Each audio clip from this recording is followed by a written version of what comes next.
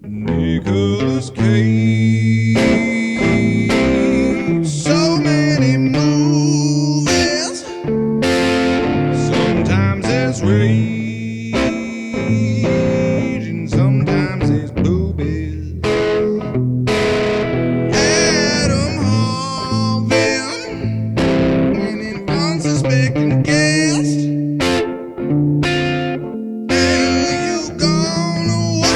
What's coming up next?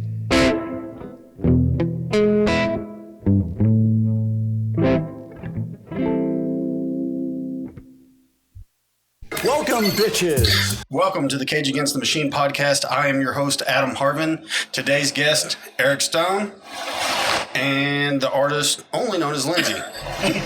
Hello. All right, thanks for coming, guys. Eric, I know Eric from doing open mics and stuff like that and doing comedy, but you do some other stuff. Tell us. Yeah, I write lyrics, watch bands, watch comedy. Yeah, if you want to plug any of your podcasts or anything, go ahead and... Okay, I have a podcast right now. Or your YouTube. Aspiring Music Writer. Okay. Yes. All right, Expiring Music Writer on YouTube. Check that out. Lindsay, your Instagram and stuff. Oh, my Instagram is the number 7, Lindsay7. And I'm on Facebook under a couple you have any upcoming names. Shows? I don't have anything scheduled at the moment. I've been in the hospital for a bit, so that took me out of the picture. Yeah. But open mics at Nomads is my next go-to. I'm going to be at the Fort Smith Brewing Company next month and the month after that, and I'm sure I'll have some shows in between here and there. Adam is not funny on Instagram to keep up with all that. And today's movie, we are watching It Could Happen to You, the 1994 PG comedy drama romance starring, of course, Nick Cage, and I believe it's Briget Fonda. And we are watching. Daughter. Yeah, we are watching this on HBOmax. If you want to get your TV synced up, we'll give you a 10 count. But before that, a word from our sponsors. Mr. Cage, can we have your autograph? All right. So, you're twins. No, we're triplets. Triplets?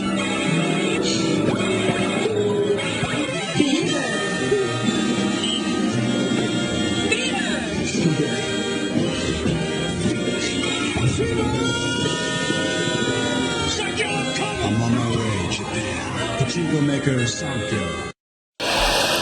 All right, and we are back. And 10, 9, 8, 7, 6, 5, 4, 3, 2, 1. And a little bit of buffering time. Countdowns. Oh, the anticipation. Yeah. Hopefully the internet works like it has been. It's been doing fine. But there's a couple weeks we had to make some adjustments. Hopefully it doesn't sound like a wind tunnel on the podcast. I'm going to try to edit it out, but we got some air conditioners going because it's hot.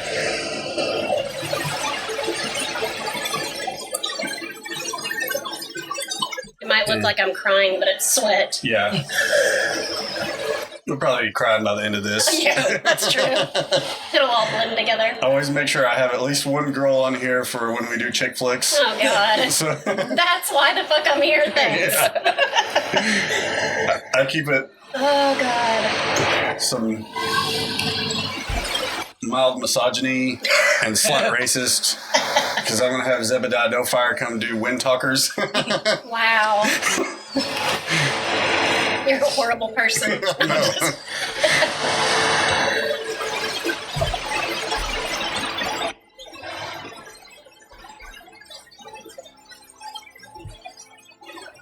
Rosie Perez. Oh, yeah, I forgot. The queen of boxing.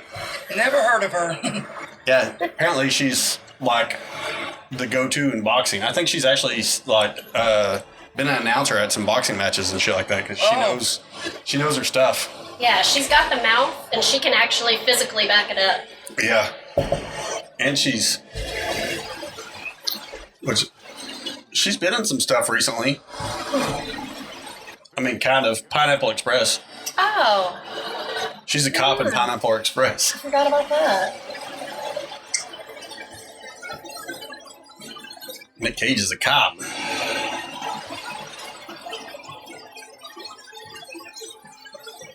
hanging out with the kiddos like an amazing cop does. Yeah. And this, of course, is filmed in New York. Nick Cage with a tackle.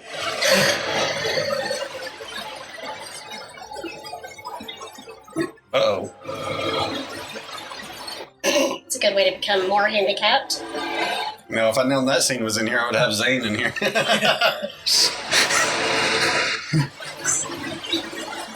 He's supposed to come to the podcast here pretty soon.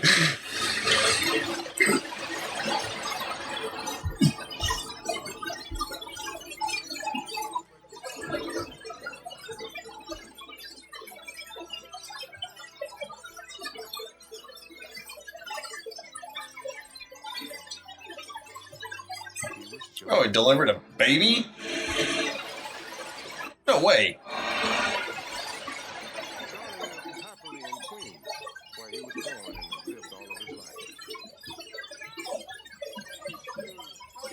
Is Is it a boy named Sue?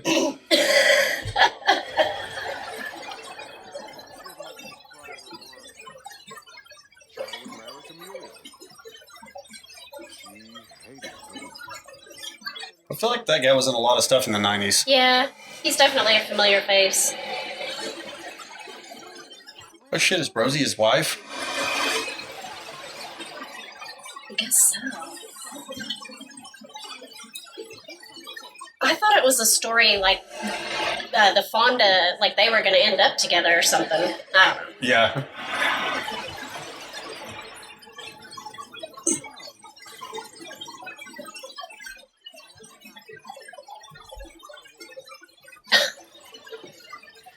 I'm running out of patience.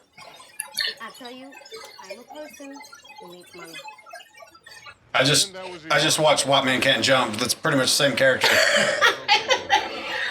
Oh, shit. Oh, that's weird. I watched it like 2 days ago.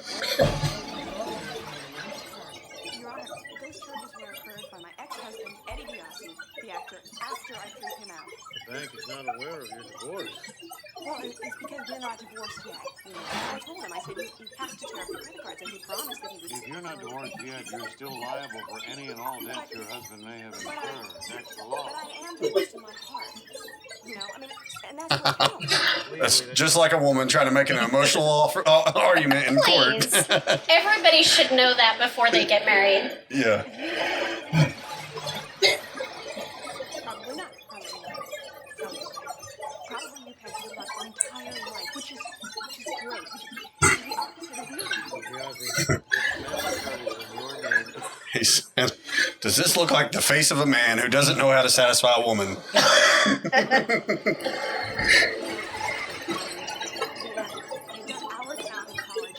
Eric, you can talk in the podcast too. No, you can't. I'm just kidding. Everybody can talk to you. Talking to the mic a little bit. A little nervous, sorry. Oh, you're fine. Or is he just really engaged in the movie? Yeah, I mean, somebody does have to pay attention to the movie so we can get caught up. I'm sorry. I have that problem. Encaged in the movie. Yeah. Nailed it. Thank you.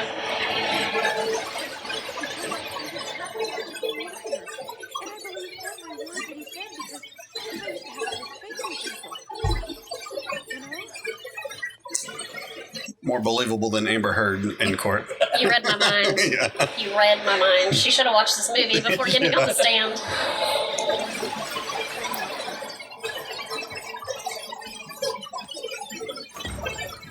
Damn. Bankrupt.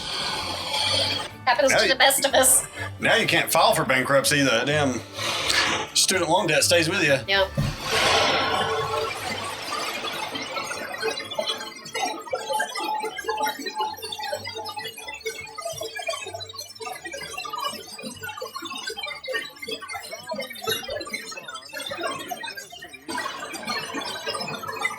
I just love this narration. I know. That was a 90s thing where the narrator is actually visible. Right. And also a black Israelite. 90s phase. Yeah. He'll probably say white devil at some point in this movie. I hope so. I hope. Oh, he's got a purple robe, bathrobe. Hey, he's secure in his manhood. I think that's an Italian thing. He's in Queens. Oh, shit.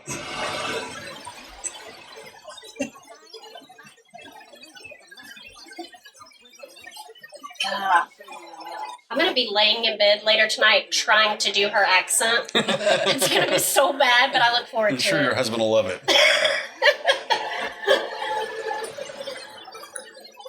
Ah, damn it. Shit.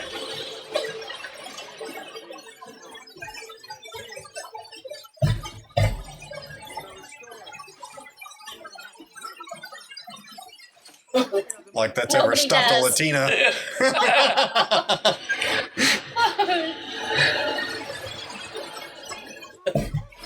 My Hispanic grandma has 17 kids, so you know That's it? I got room to talk there. So that dude he's in a lot better shape now than he is, believe it or not, now, but he's in Chips. He's freaking hilarious in that. He's like the police chief in Chips. The revised version? Yeah, the remake. That's crazy.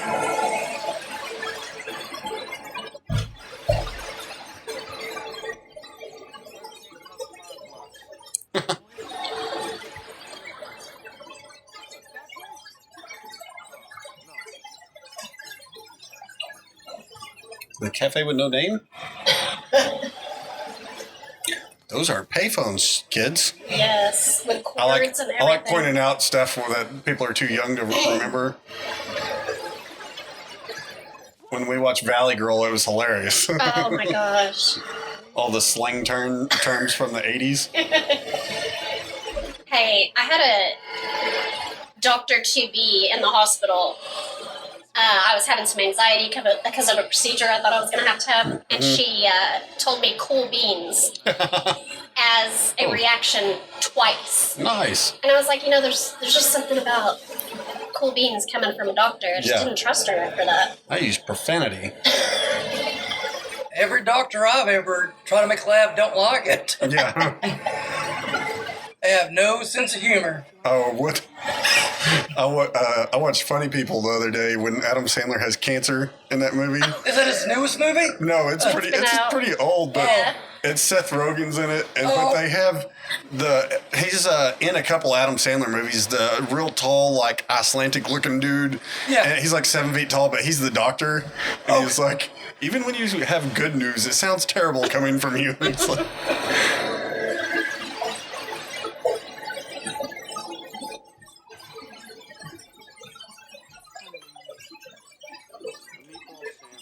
No, when I had my pacemaker surgery, I told the doctor I don't know anything about that stuff, but I said, when they reattach my heart, could you have them play Motley Crue's Kickstart My Heart? I mean, nothing. Yeah. Comedy's not for everybody. Yeah, he's probably thinking about what he's going to buy with your money.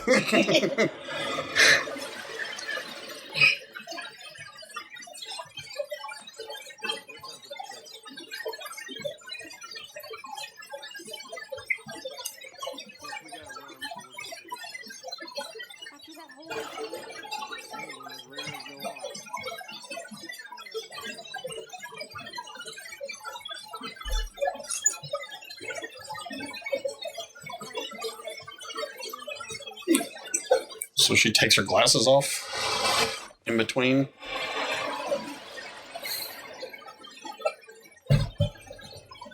You don't always want to see clearly. Do I? You don't always want to see clearly. Yeah. So I've got mine on the table here.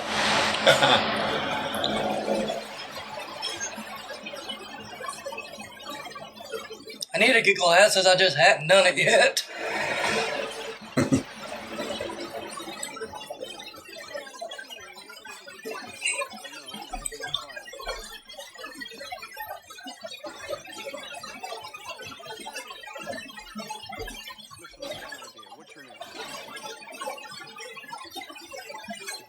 Real smart ass, Yvonne.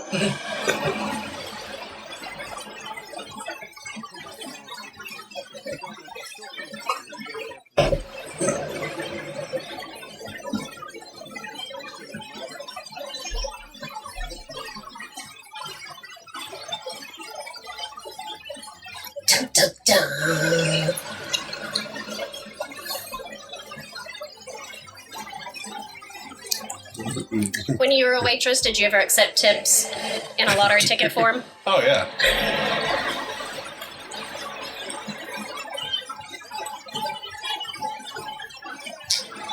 He really loves stickball.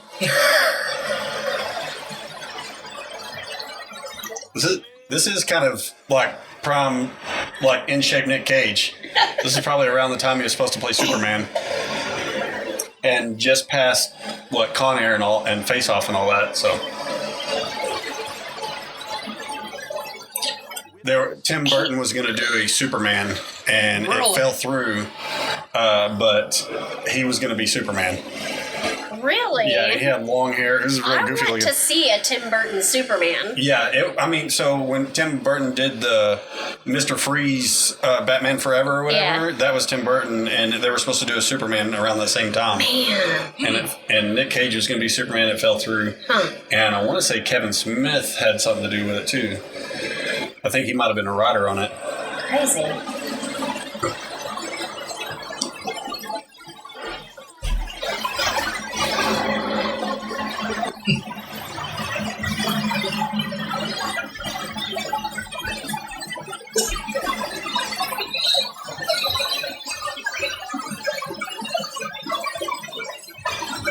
Designing Women.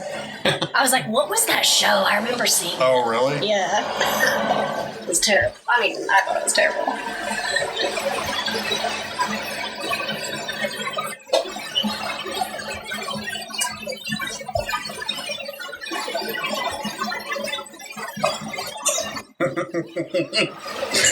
I was about to say, I know you. But you know I it's going to be horrible, right? You're like, oh, it's right there, but I'm going to butcher it. Because I think she's like Cupid or something. She has a different accent than most Latinas you see in the movie. Her shirt buttons up in the back. How in the fuck did she do that? So convenient.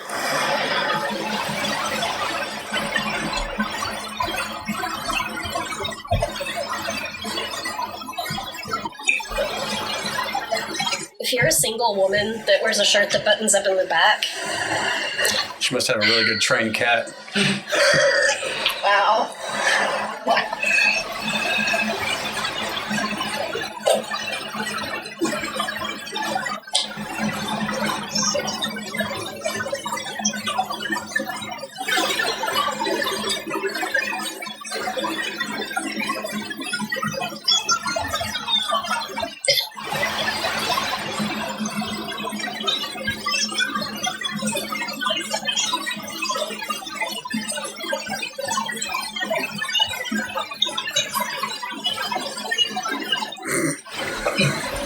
Isn't that the most toxic popcorn on the planet now?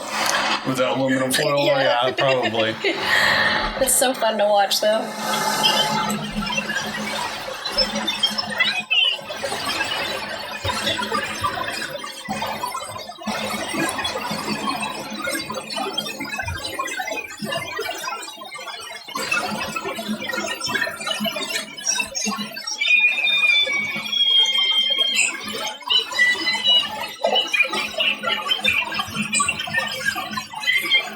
Oh, he's in big fucking trouble now.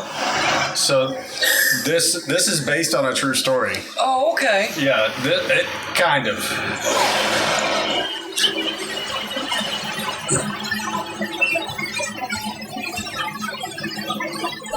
That girl looks familiar.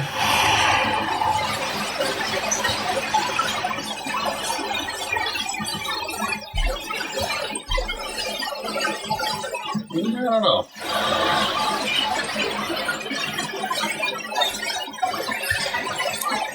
Briget Fonda's still doing stuff.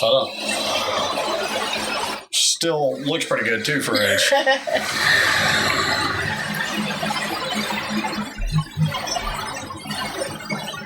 That's what is it? The Top Gun Maverick just came out, and they were talking about how good Tom Cruise still looks, and then the girl from that is terrible. Oh no, that's not fair to her.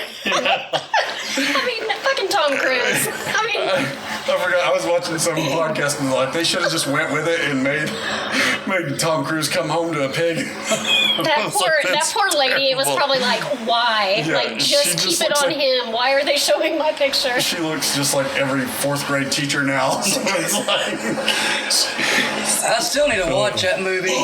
what, Top Gun or the new one? The new one. Oh, yeah. We were supposed to go last night and then ended up going to the river and staying, but yeah, I'm excited to see it.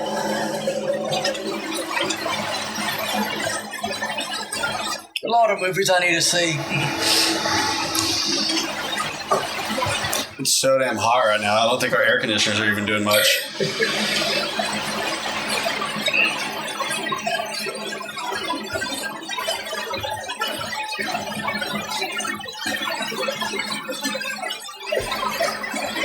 Uh-oh. He just remembered. Don't say shit. No. Don't throw up. I remember those headboards that have bookshelves in them. My parents had one of those.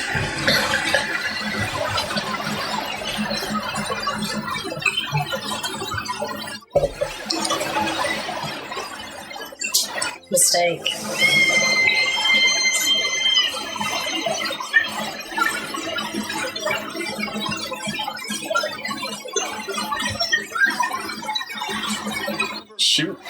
She was really kind of a one-trick pony back then, just playing the bitchy wife.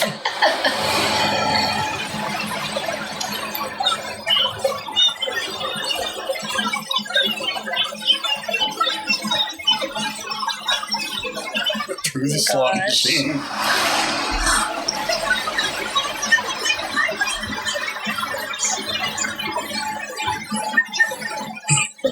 Ooh.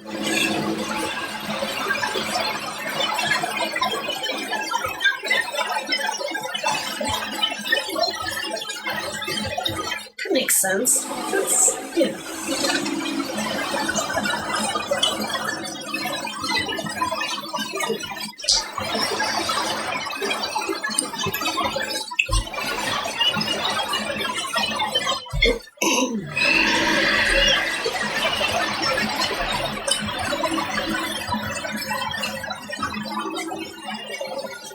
Have you guys ever gotten into the lottery? I've never bought a lottery ticket ever. Wow. I have shitty luck. I don't gamble. I did turn it around last time. Not much of a gambler, but about 10 years ago, I used to have my best friend and cousin. We would all on the weekend get and drink beer together. We'd always buy a lottery ticket. That's about the only time I've ever did it. I never won over $2. I went to the casino 3 times and lost $20 in like 2 minutes every time. But then we had a company Christmas party at a casino, and they gave us these $10 free play cards. And I put it in and won like $150 in like 5 seconds, and I was like, cash out. Yes, that's my thing. If I lose $20 of my own money, no. And then I was making my wife think I had a gambling problem now. 'Cause on the way back, it was in Durant, and on the way back, every casino I was like, "You want to stop?" And oh my god, I think I've been gambling like twice at the casino.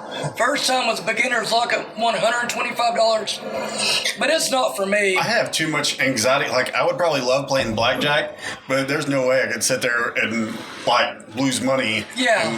Yeah, if it's a game that like involves some skill, I can see. Yeah. But when my husband and I went to Vegas like 10 years ago or so, and I had no interest in gambling whatsoever. And he was like, babe, just take this $20, because I was like, I don't want to spend my own money. Yeah, I've got and I did the whole $20 thing and didn't come out ahead, and I was like, okay, I'm done. I'd rather have used that $20 for like a meal. Yeah, I'm the same way. A t-shirt. I don't care. I know that my whole life, I was pretty much like, I know I have motorcycle parts to buy pretty much my whole life. Yeah. That's the only reason I'm not tatted up is because I was like, I'd rather spend this money on motorcycles. I've had a tattoo drawn up for like 10 years. And see, that's me with anything else. I'm like, no, I'd rather save this money for a tattoo. Yeah. I've got 3 and I want like 7 more. Yeah. Now, I'm not a gambler, but I can go to band merch and blow my whole paycheck there. Yeah.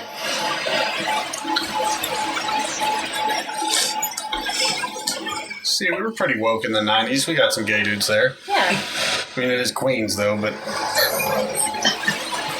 That's not the same reaction they got in, like, Pensacola.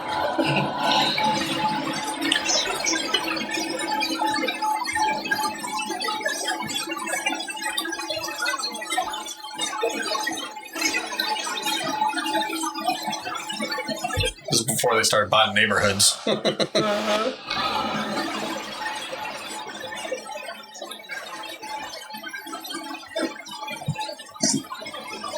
Has the boss ever been a cashier? Looks like a pharmacist. Yeah.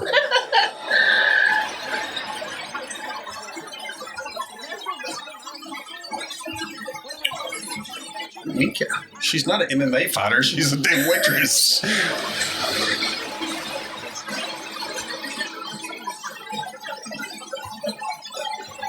Keep in mind, she's making $4 an hour. Yeah. Like, that coffee's $1.58. Yeah. Oh, shit. Revenge.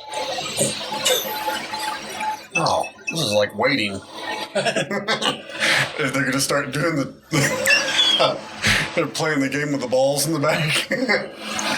Have you seen Waiting? I'm trying to think if I have or not. I bet you have. So, Ryan Reynolds isn't in the first one, is he? Maybe. I don't know. Is it? Oh, wait. Where he works in the kitchen? He's a waiter, and then it's what is it? Luis Guzman is in the back. Okay, I know. I've seen it. Yeah. And there's two of them. Remember Andy Milonakis from the Man Show? Yes. He's in it. He's like Oh my God, I cornrows loved and him. stuff. I don't think I've ever seen it. Oh, it's hilarious. But they're playing a game where they surprise each other doing tricks with their balls. Oh. And they're the cooks doing this. Oh my God. And there's one where... Isn't there a level? Like, if you do this, it's level 1 or something? Yeah, they get points. Yeah, I remember Dane now. Cook is one of the cooks, too. Oh, okay. Yeah. Oh, Dane Cook. And they have a lady that's complaining, and then they all, like, do something to her food.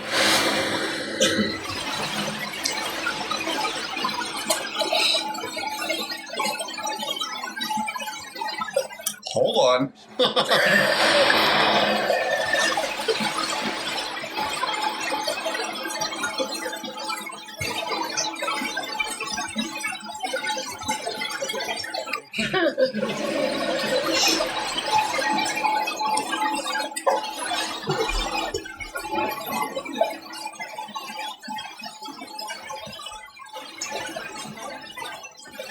They just got donuts in that glass case in the back. Yeah. Like, that's... I noticed that. I think there's supposed to be a cake or a pie or something in that. That's bullshit. No, it's one of those 12 pack of donuts that were $1 a box.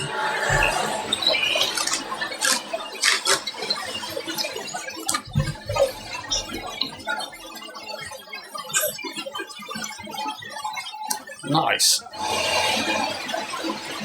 My bad. What a loser. Couldn't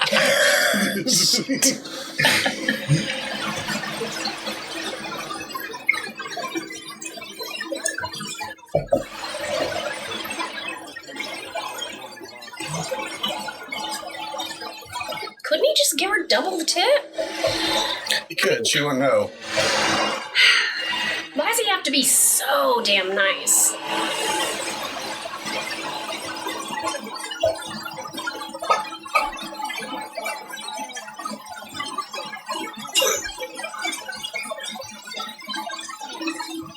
Guess his love just ran out in a way. I feel like Ivana should have an accent.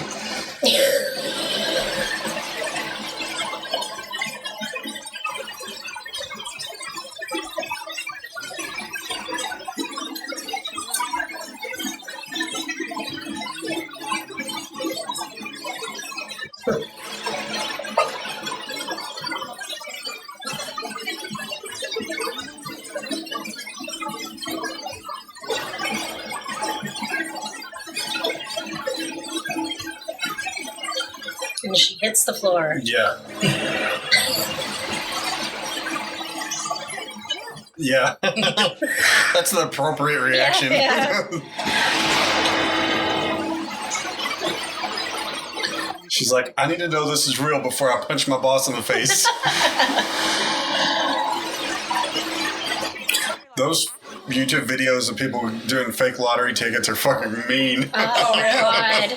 I would cry. Oh, it'd break my heart.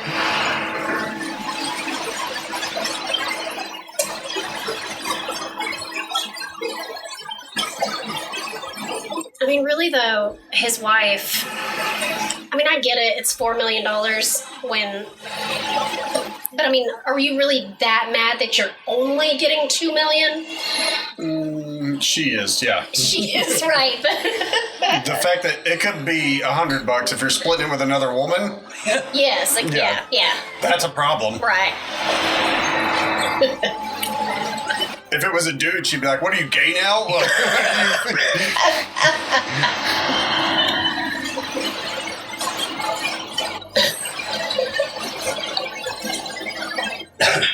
The false hope now that this gives people, if enough bad shit happens, you might win the lottery.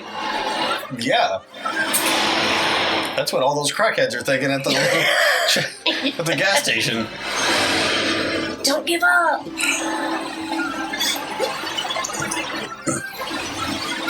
Just putting that shit on her tab.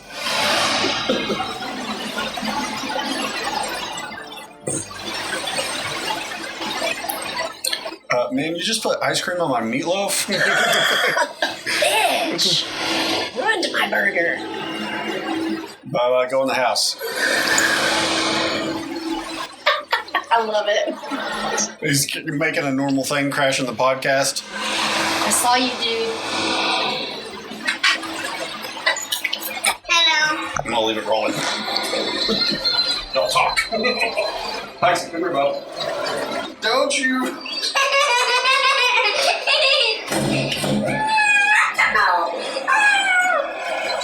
Especially back in 1994. Yeah.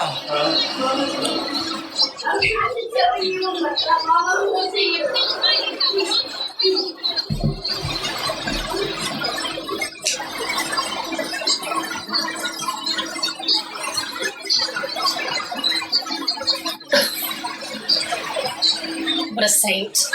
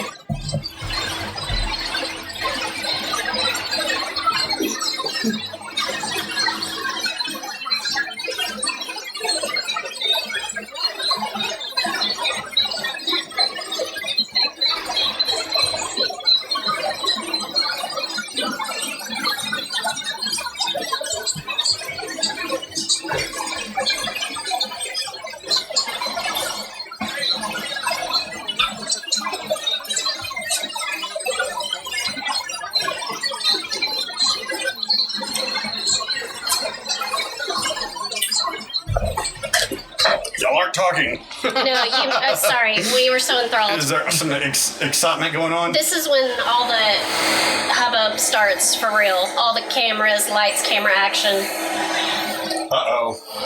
And his wife is better with the situation now because she found out she may be seen as a person with a heart of gold. Oh. So, yeah, she wants all the endorsements now. Oh, nice. Yeah.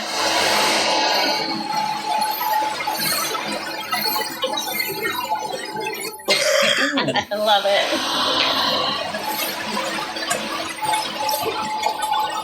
Oh, she gave her own towel there. There Okay. you go. She's like a real Corey Feldman.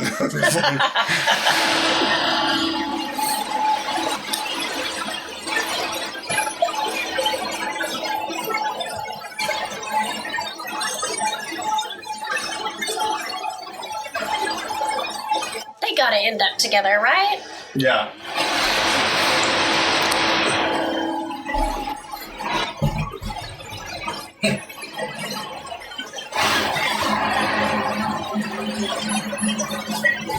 Her teeth are so tiny.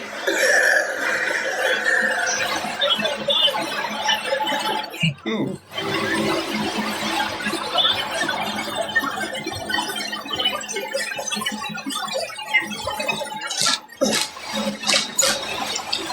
This movie's PG. Take it easy, lady.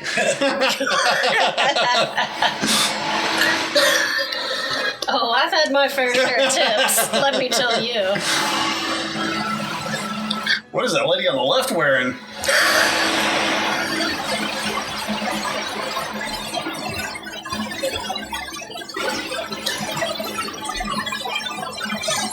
Yeah, this is definitely New York because I saw the Statue of Liberty in the background. Yeah. I had my doubts up until this point, but Yeah. I saw it.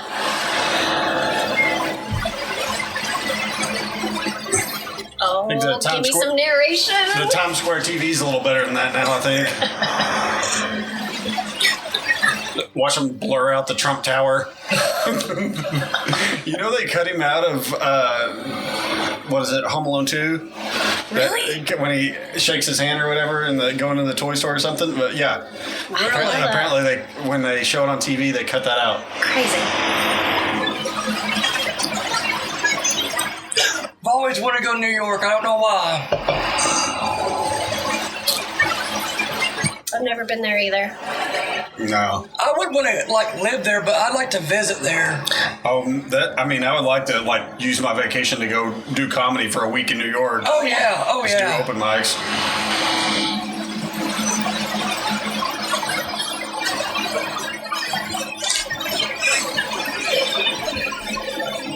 Going in stores like that is pretty much the last thing I would want to do in New York, though.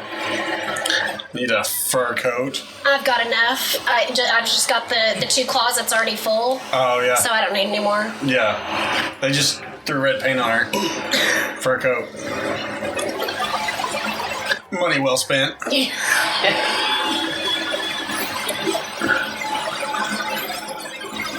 That's a bummer.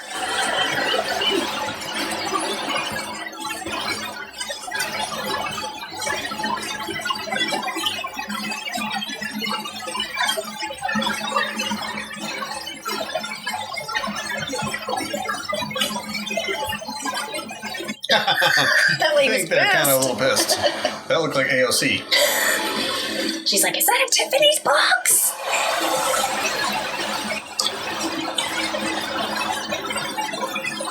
Excuse me.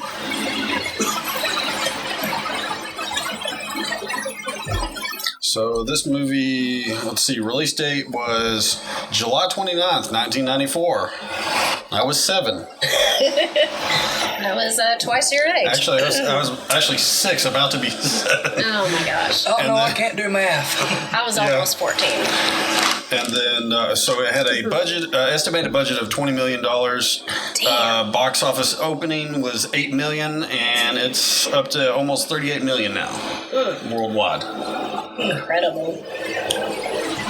So also has a IMDb rating of 6.4 out of 10, which is good for a Nick Cage movie. And Rotten Tomatoes is 71% with an audience score of 54. Interesting. Interesting that many people wrote in Yeah. a commentary about this movie. Huh. She didn't go buy fur coats. She got vegetables and pickles. Oh man, pretty sure we had that answering machine.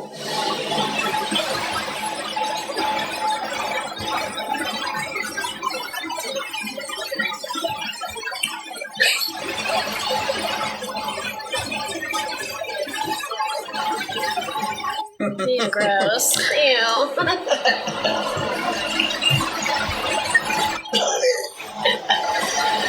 Oh my god, that's great.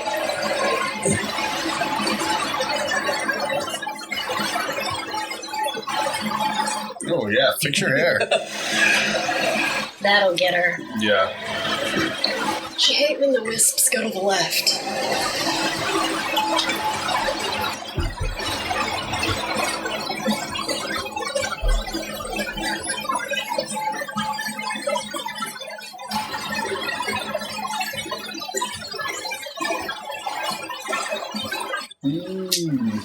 There was hesitation there, though. Does she have a wicker chair in her living room? Who didn't? Oh, look, the pigeons in the streets in the background. This is New York.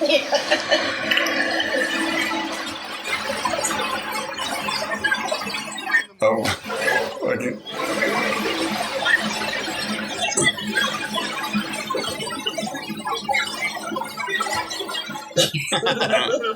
You gotta appreciate that honesty. Yeah.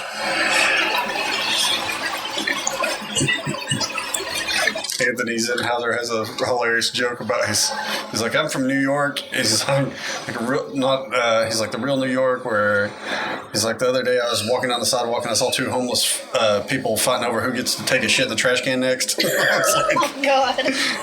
Fuck.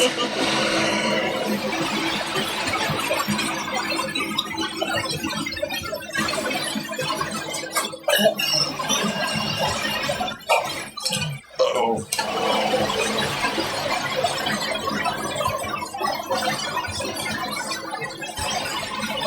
His spidey senses are kicking in. He knows.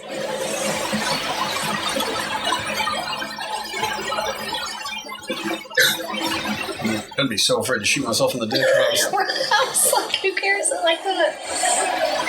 Oh man, that top gene roll. On the house. Something is up.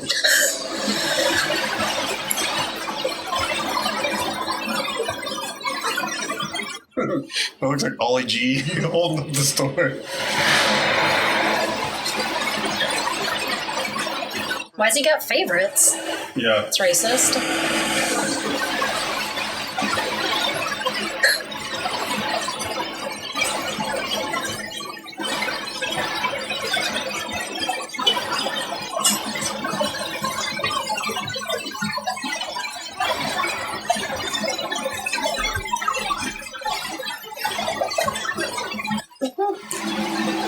Just one carton.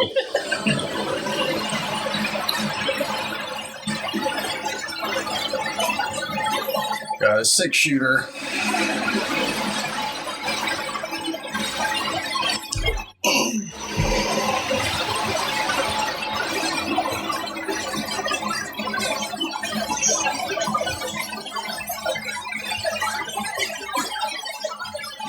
Oh shit. Oh. Why?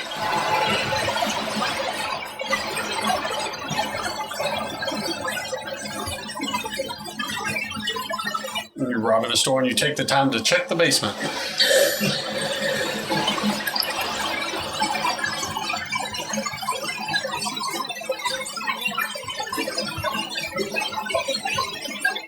I'm getting nervous, y'all. Just giant rats. It is New York. Those huge rats. Oh, God, for real. Oh, we took my son to the pet store the other day, and there was those white rats with red eyes. I was like, those I are the could worst. not do it. I don't care how cute of a creature it is if you give it red eyes. Maybe if you chopped its tail off or something. It might look alright. The tail is what was creeping me out because it doesn't look, it looks so gross.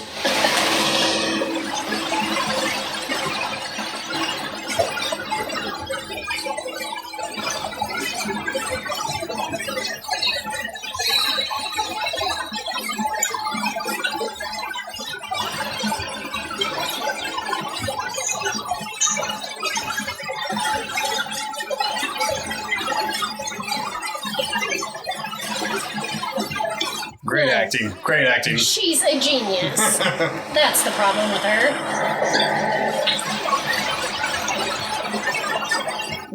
I don't believe he's a doctor.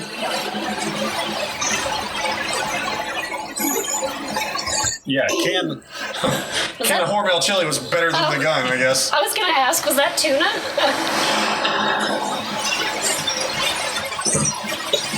It's a good thing his gun didn't work.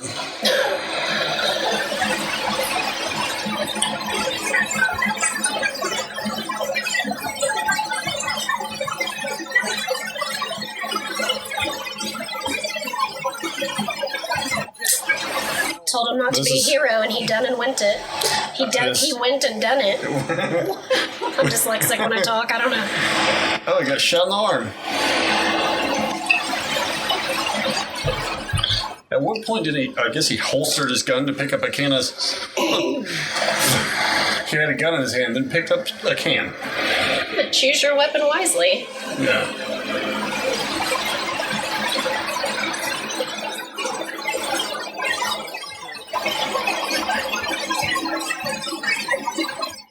I like how Rosie's just sitting there posing. She's rich and happy now. Yeah. Oh, our narrator's in the crowd. I gotta say, I'm kind of disappointed when I see him and he doesn't narrate, though. Strange. He's so good at what he does. I just expect it every time. Oh, she's pissed. The face. What is my husband doing?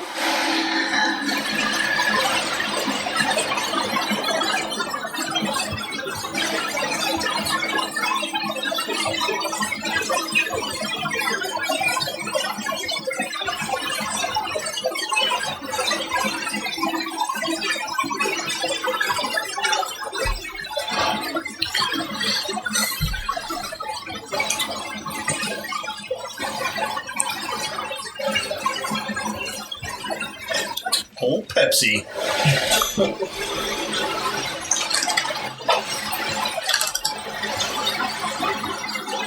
It's probably the first time that he came home and there were like 10 other men in his apartment, not with his wife, though. Yeah. So he's probably not that mad. Oh, she's got a helmet on.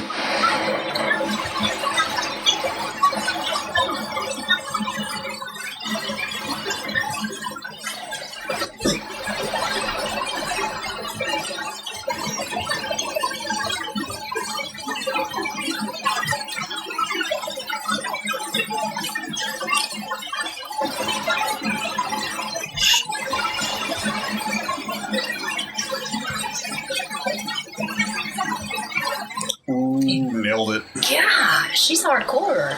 She's like, yeah, I've been grooming this kid for years. He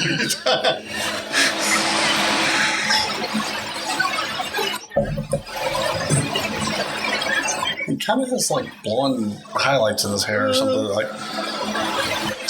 I think it's that Sun-In product. Oh yeah, that was big in the 90s. Yeah, it turned it more of an orangey blonde. Yeah.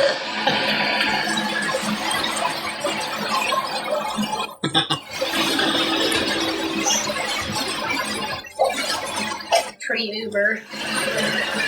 Yeah.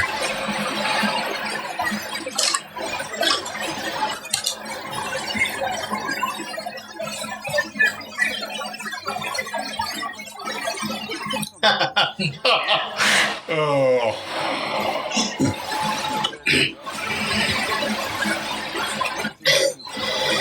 Wait, is that real?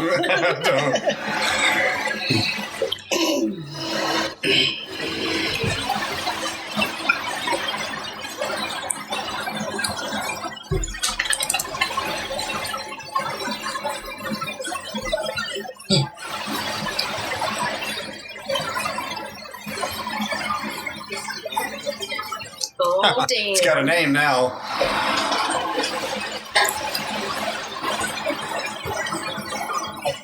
She's doing the same thing, too, just like him.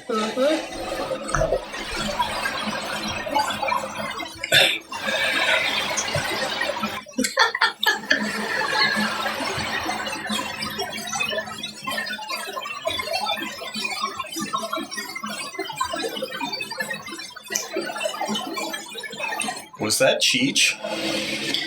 That's what I was wondering. Definitely a cousin. I like how he's like always doing cameos. I didn't realize he was in Nash Bridges until the other night. Really? Yeah. He's a bartender in like 90% of the stuff he's in. Oh, is he? Yeah, well, like the Once Upon a Time in Mexico, and I think in Desperado, he's like a Bartender. in both of those.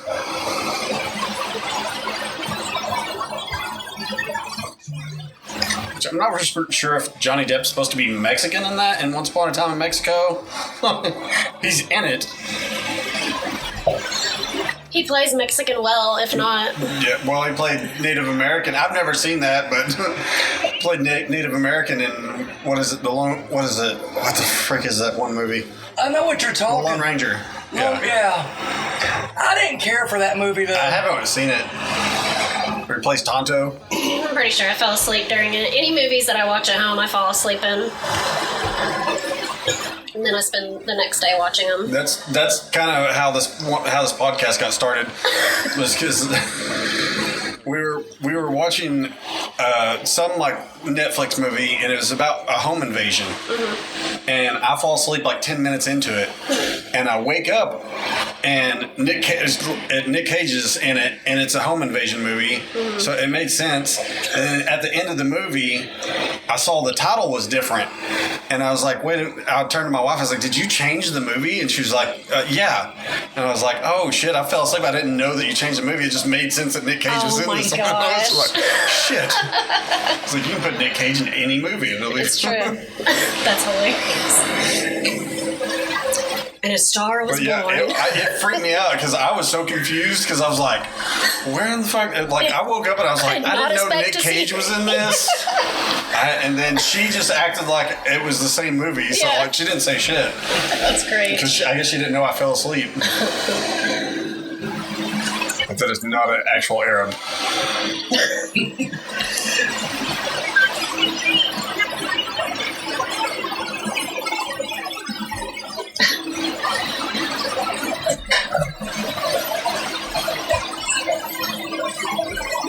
Of course he can. He does everything right. I'm not giving this dude.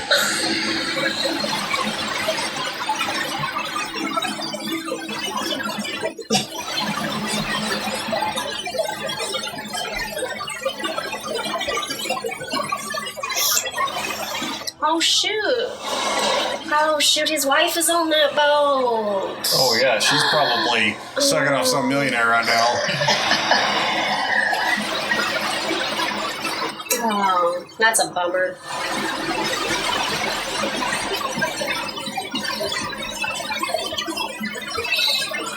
Here's where the rom comes in the rom-com. Oh, he knows. She's in her element.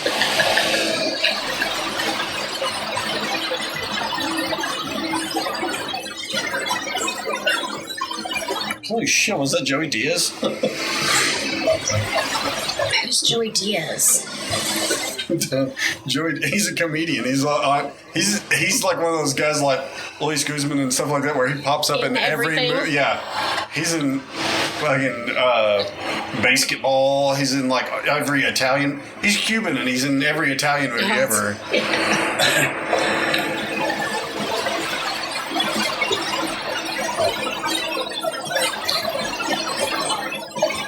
Whitney Cummings is in a bunch of shit now. We watched that Studio 666 about the Foo Fighters. It's kind of like the Pick of Destiny, but with the Foo Fighters. And Whitney Cummings is the neighbor in it. Who's that? I've never heard of her. What is it? She was a writer on like Two Broke Girls. Oh, okay. And she had her own sitcom for a while. She's like big time comedian, made a ton of money. And she did a comedy special where she paid to have like the highest dollar sex doll made that looks just like her. That's right. Really? And her closing bit about it is hilarious.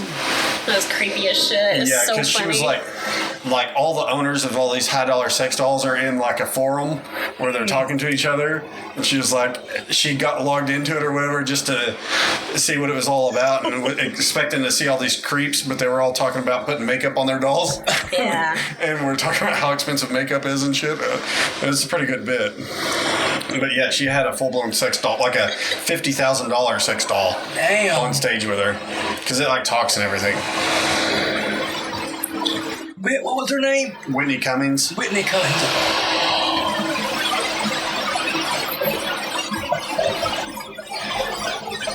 recently found out that I'm related to a actual comedian that's had a special and shit. Oh, really? Yeah. Who is it? Her name's Melinda Hill, and I watched her special for the first time like a month ago because a cousin of mine on my mom's side texted me and said, "Hey, you know that my husband, who I've met twice, so we're like this.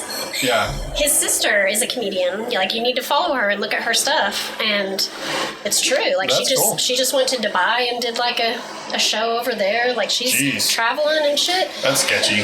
Well, I don't know. I think I'm gonna like hit her up and be like, you know, I've always felt really close to you. Yeah. Even though we haven't met yet. Yeah. If you need an opener. Yeah. Just keep me in mind because we're fam. Okay. Yeah.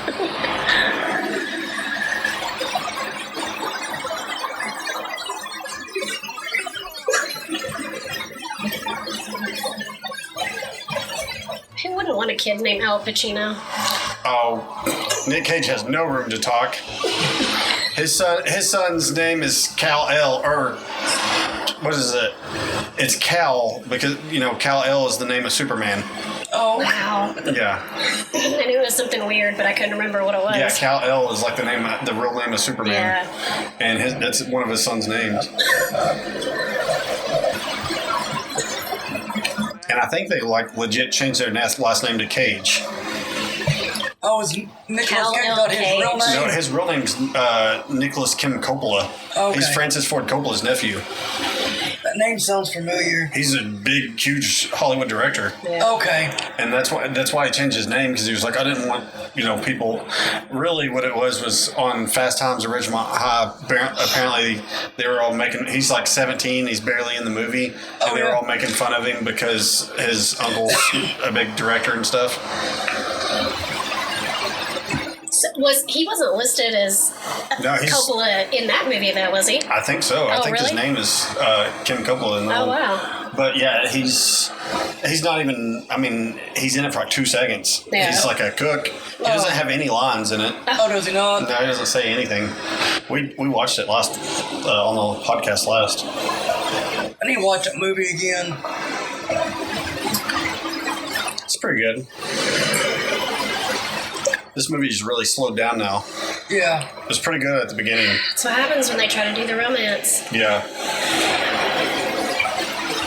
I think the two movies I watched like really together was that and Dazed and Confused. Yeah.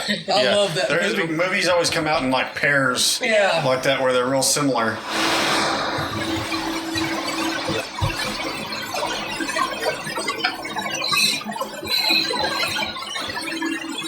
Oh, man.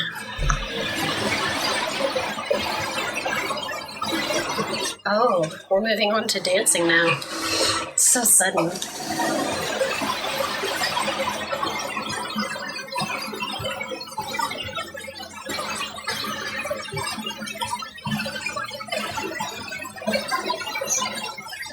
All right, so this is both your first time on the podcast. True. What's the first Nick Cage movie you ever remember watching? Oh, damn. Okay. It would be because my dad watched it, because that's how I saw all the good movies. Yeah.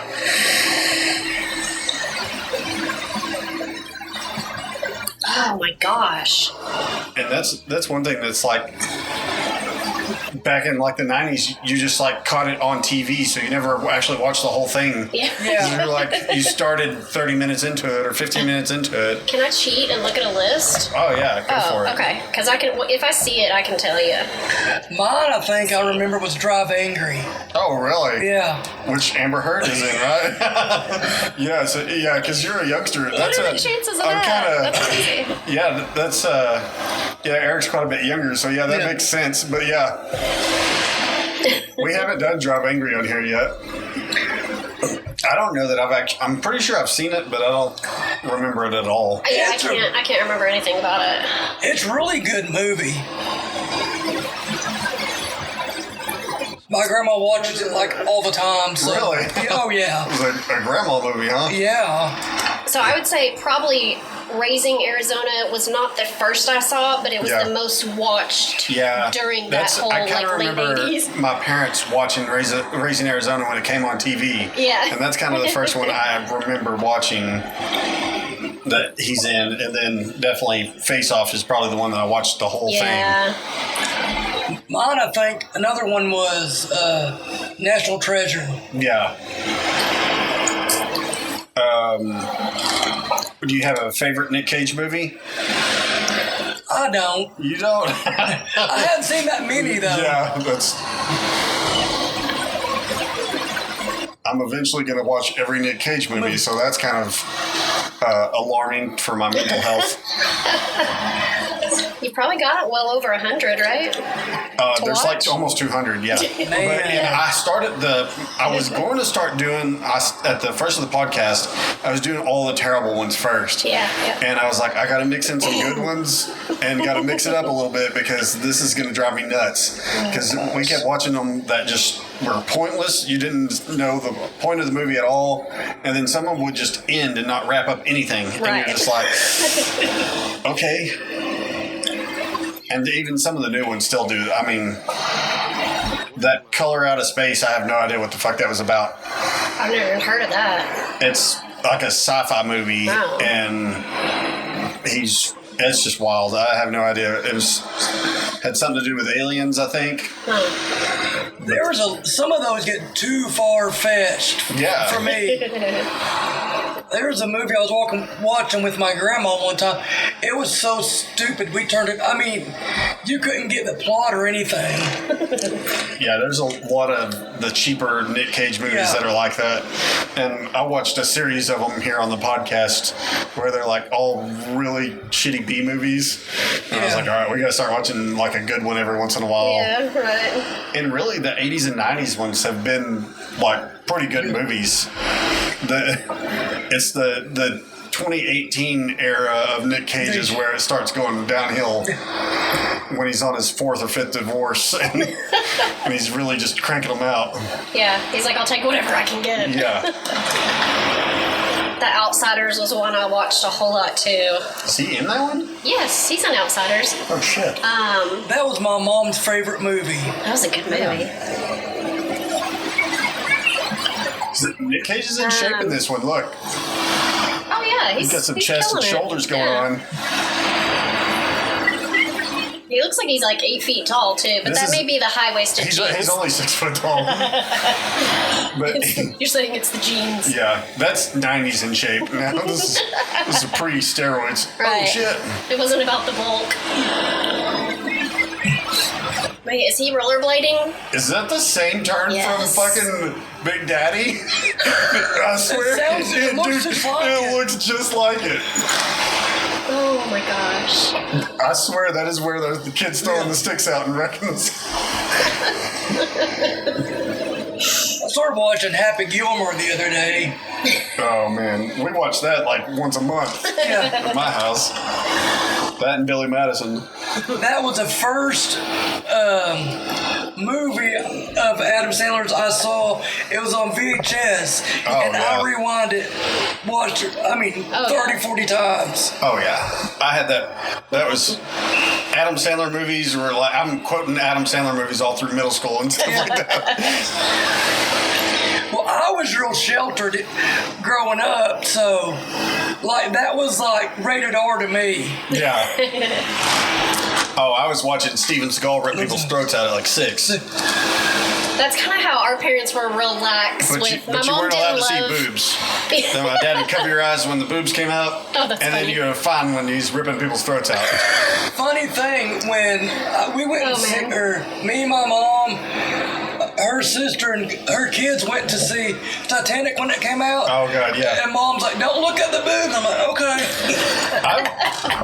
I would have to remind people that on Titanic, that came in a box with 2 VHSs, and you had to stop, take one out, put the other one in. I was It's real commitment. Yeah, that is the first 3-hour-long movie that came out on VHS. That was wild. My grandma had she got before you could just instant play or whatever, It was like a fast rewind where it ran it faster than normal. Oh, yeah. Yeah.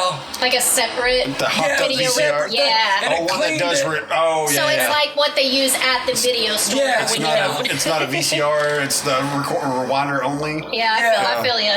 I remember those.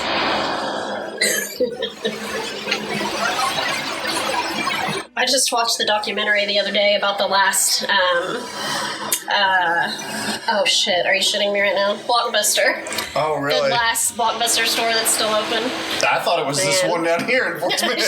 That was second to the last. That hung in there. Yeah. I think I've heard about it. Wasn't it like in Alaska or something No, like that? it's somewhere, it's Is like... it working? I looked it up. Maybe. I thought it was pretty remote. Cause It's a very like small town. Yeah. It's somewhere... The only way it would last. Yeah. And it was probably because the owner was selling drugs out of the place. Very likely, It was yeah. probably...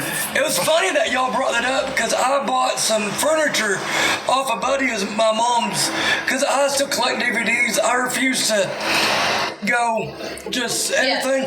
You don't want to get And too there was an modern. actual Blockbuster DVD in there. Oh, nice. And it was past due too. Oh, shit. That's that'll be an antique soon. Oh yeah. Hang on to that. I know all the people that didn't pay their late fees and then Blockbuster folded were probably like, oh, Yeah. nailed it. Those fees will get you. Those are Polaroid cameras, children. Yes. They brought them back in a beanie top, didn't they? Yeah, my kids had one. They're still freaking expensive as shit for film. Yes, they are. Are like, they? It's basically like $1 a picture. Yeah. Man. Because I know my sister got one. The Instax. That's what it is. Oh, no. Uh-oh. Somebody just got to first base. Yeah. I don't know, but I like the music in the background. I'm weird. The school bus door's on the wrong side. What? What the fuck? What is happening? That is weird. Now, I'm a Just pretty let old them out lady. into the road. I'm a pretty old lady, and I've never seen a school bus with a door on that side. They just open that shit into traffic. I got you here. You're on your own. Oh, you pissed off a Latin woman.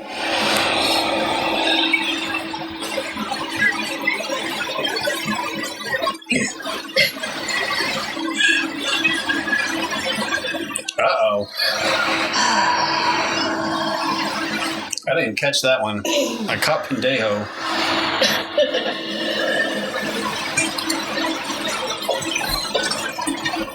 Dude, look at that kick-ass TV. Double knobs. Oh, yeah. One of my neighbors had a giant, old school, big screen TV out there by the road for trash. I was like, things like this deep. I was like, that's awesome. The 2,000-pound ones? Yeah, I was like, I want to gosh. get that and just like put a flat screen in the front of it. The Family Crusher TV? Yeah.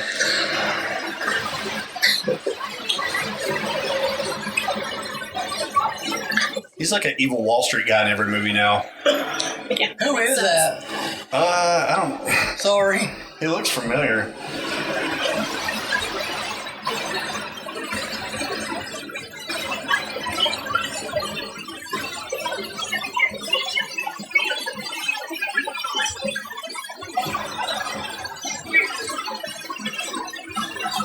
You can tell she's got money, though, because, like, she's not eating peanuts anymore. She moved up to the macadamias. Yeah. Those are way more expensive. Rosie, what's her name? Roseanne has a macadamia nut farm in Hawaii. Really? Yeah. Roseanne Barr? Yeah. Bar, Arnold, Whatever. whatever. I know, we were talking about There's her probably the other day. 4 more since then. I don't know. Tom Arnold's the first one to win one for the guys on the divorce, and like he came out ahead on that. And then it was Kevin Federline. Oh my God, Kevin Federline! I forgot that was a person. Yeah, those are the only 2 guys with wins forever. Britney Spears just got married yesterday or the day before that. Oh yeah, yeah. Everybody now is like, yeah, she probably should have had a conservatorship. She can't not be naked on Instagram now. God. Who could have seen that coming, though. Her dad.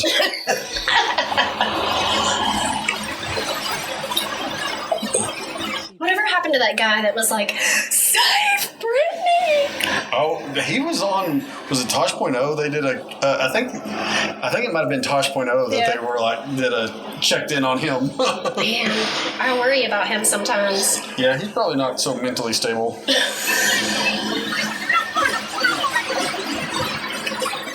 Who was that though? That I'm trying to find him. I don't see him on the list right here.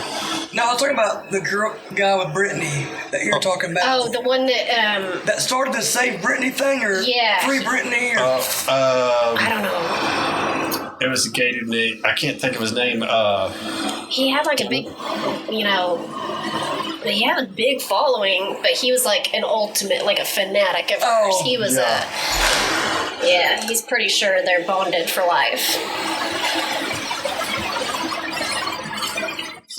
It's Vincent Pastore is the guy that looks like fucking. What's his name? Oh, Cheech Marion? No, Joey Diaz? Joey Diaz, yeah. He looks just like him. Oh, yeah, I know who that is.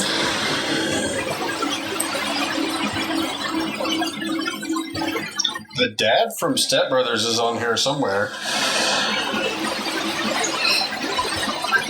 Haven't seen him yet. I just watched that movie again not too long ago, too. It just never gets old.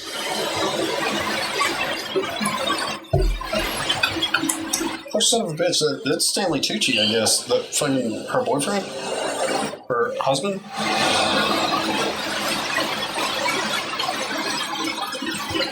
Yeah, shit. He doesn't look anywhere near the same.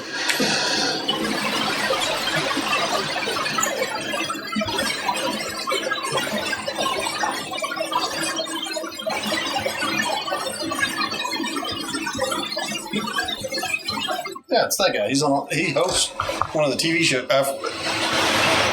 He hosts all kinds of shit. I think. Okay. He was in shape back in the day. I'm terrible with names. I have to see faces or...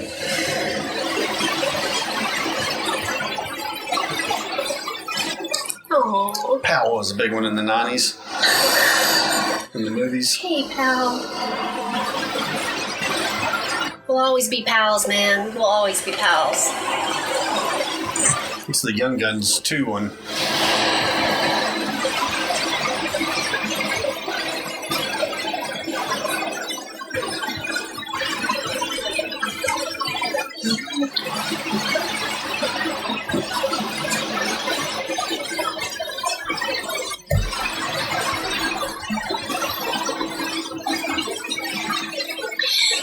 Even for a rom-com, this isn't the most captivating. It started off strong. Fun movie. Yeah, it did. It just kind of went slowly downhill, Yeah. Uh-oh, they're in the same hotel. What do you know? A lot of coincidences in this movie. There's a lot of luck in this movie. No getting lucky, but... Not yet. Well, Rosie Perez got lucky on that ship, I'm sure. Oh my gosh, the same floor? Get out of here.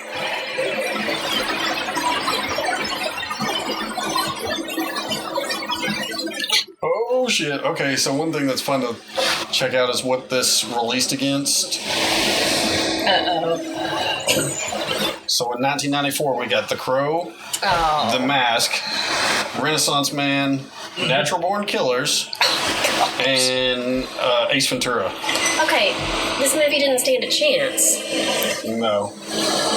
Pulp Fiction, Shawshank Redemption. Oh my. That's a good movie. Forrest Gump. You just listed like 12 amazing movies. Yeah, 1994 killed it. Gosh. Little Giants. That was my favorite. I watched it not long ago. The Flintstones, which still holds up because Halle Berry was in it. Oh my gosh. When Clerks was 1994. 94 was a good year for movies. Man, I'm really surprised anybody watched this. Speed. Classic. Karina. Whoopi had a hit back in 94. Interview with a Vampire. Oh, man. Little Rascals was 94. You know, Bill Cosby bought the rights to that, and That's gross. well, What? not the TV, not the movie, but the TV show. He bought the rights to it and won't release it for any reason, because he thinks it's racist, which it probably is. Oh my gosh. haven't seen the old black and white one. He has the rights to it. That's wild. I remember my grandma bought like He's always been an advocate for the children, though. My Girl. I love that movie. It's a tearjerker right there. Airheads. Yep. Classic. Adam Sandler. Beverly Hills Cop 3. I love Beverly Hills Cop. I forgot Adam Sandler was in Airheads. Yeah, and Nick Cage also had Guarding Tess out this year. 2 movies in 1 year. I don't remember Guarding Tess. I've never seen it. It's Man, so he kind of struck out twice that year. yeah. Yikes. He went. He's a trooper. I don't know if Guarding Tess is a rom-com. I'm assuming that's some sort of a PG comedy or something. But Yeah. surely he doesn't have a romance with the old lady. Man. I don't know if I'd put anything past him, honestly. It's the still I got a groove back before.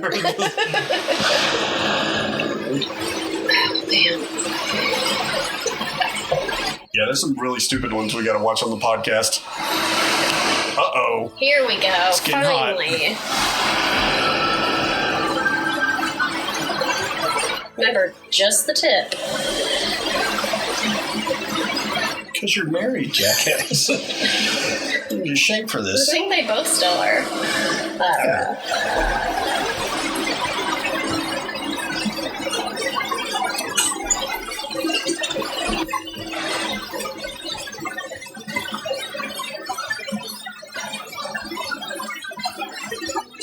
He's big on the robes in this one. Man, he's gonna make off pretty good though, because like if they're each married and they get divorced, let's just say that money's split in half. Mm-hmm. So then they get together. I mean, they've got $2 million between them, and the people they left just have $1 million, Yeah.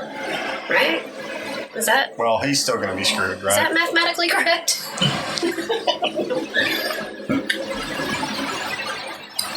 Yeah, he would only end up with what's left of his $1 million. Gosh, it's almost like he She loves would love be more the than- winner in that situation. Yeah, yeah. That dude's got a sweet ponytail. That's a Jean-Claude ponytail right there.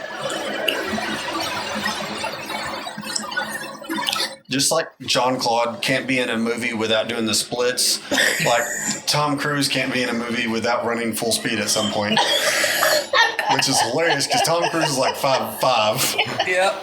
but in every movie he has to be like, "Look how fast I am." Gosh.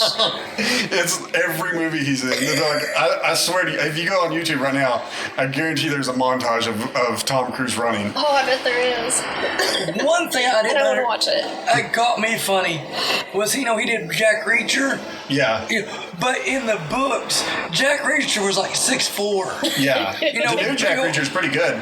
Huh? Is it? Yeah, there's a episode where they go to Chester, Arkansas too. Really? It doesn't look like they're actually there, but yeah, they're supposed to be there.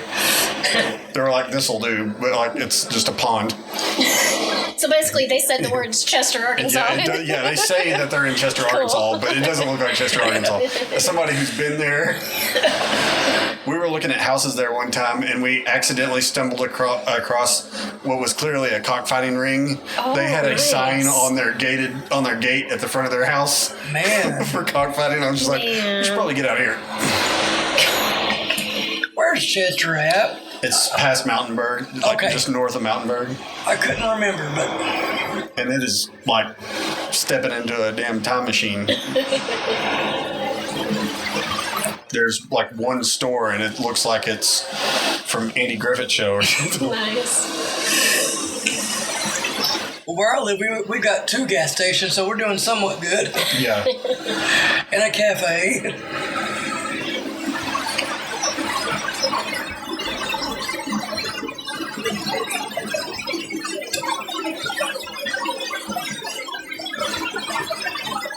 Yeah, there he is. Looks the same. The dad from Step Brothers. Yeah, he really doesn't change much at all, does he? Damn it, Dell.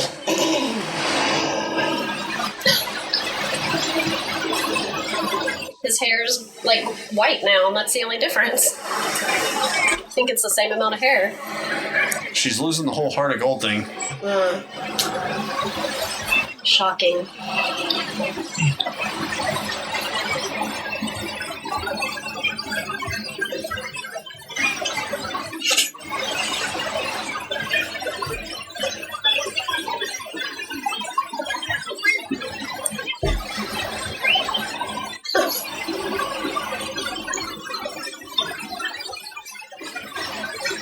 Oh, jeez.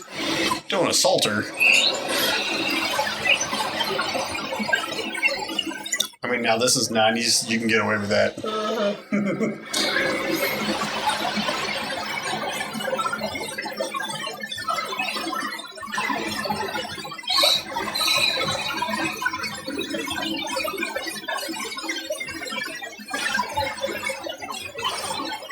Oh my gosh, how can we take a break in this love affair? Oh, no. It's just getting hot. It's asking too much. I don't remember them recording machines. Oh. You're not a homewrecker.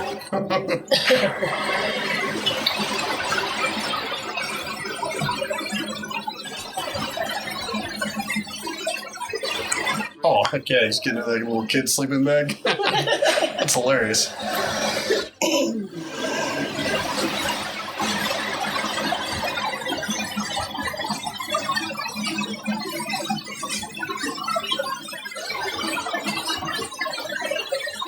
Poor guy. Teddy Such bear's a nice missing guy. The teddy bear's missing some eyes, and it's freaking me out. Oh, yeah, that is a little creepy. Oh, Barney. Barney was the shit, people. I probably had every tape on VHS. I was not a big fan of Barney or Sesame Street as a kid. I don't know why. Oh, I watched Sesame Street was... I watched the Ninja Turtles, like, on repeat. I just bought that series on DVD. I watched that documentary about the Ninja Turtles the other day. It's pretty good. What is it on? It might have been Prime. I think it might have been on Amazon Prime or Peacock. Both my little brothers were Ninja Turtle obsessed. Oh, yeah. Because some movies came out in, like, the early 90s. Yeah. And, like, 92, 93, 94, something like that, like 95. My favorite was Secret of the Ooze. Oh, yeah. And the first two are, like, actually legit good movie. Like, the storyline's good. Oh, I loved watching them. Like, I got to use them as an excuse to watch it, kind of, because I loved it. And they had some badass toys, too. Yeah. We had, like, the pizza thrower vehicle. The VW, yeah. Oh, the man. bus, the minivan. You could do shin damage if you got enough force behind those little pizza discs. I was pretty disappointed when they had Megan Fox in the new one. It's like, April's supposed to be redheaded. That's, yeah. Was that Out of the Shell? I don't remember what the name of something about the shadow, Out of the Shadows. And something else, but yeah, in this, I mean, they should have went with costumes instead of the CGI, because that's what made the old one so good. Was the costumes were. Yeah. It's not like we're not meant to know their costumes. I mean, in that documentary, it showed like the heads were animatronics, and they had like cords coming out of the back of their heads. Oh wow! When they were talking. Yeah.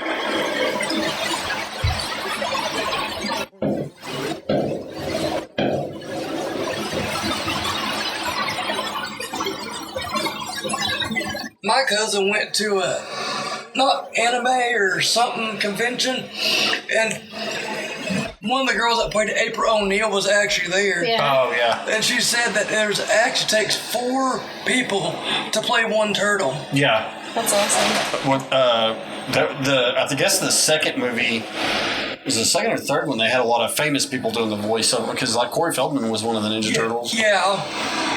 and I forgot who the other guys were, but yeah, there was the first one was just like no name people, and then the second one they got more famous people to do the voices. Yeah.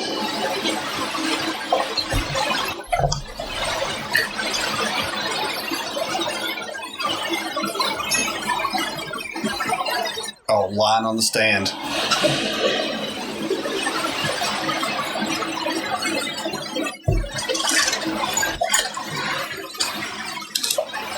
Mr. Leg.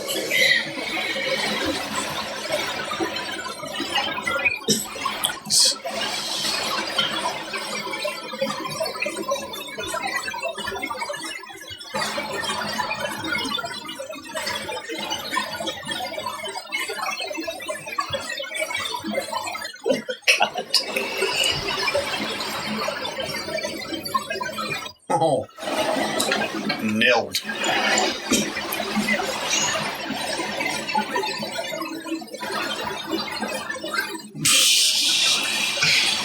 Oh my God. Wow.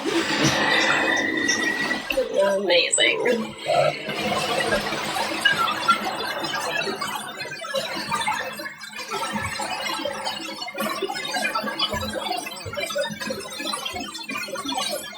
Oh man. Hit his wife. Fake news back in the 94. Oh yeah. Just took a little longer back then to get around. Yeah. I mean, it's been fake news for the beginning, but Yeah.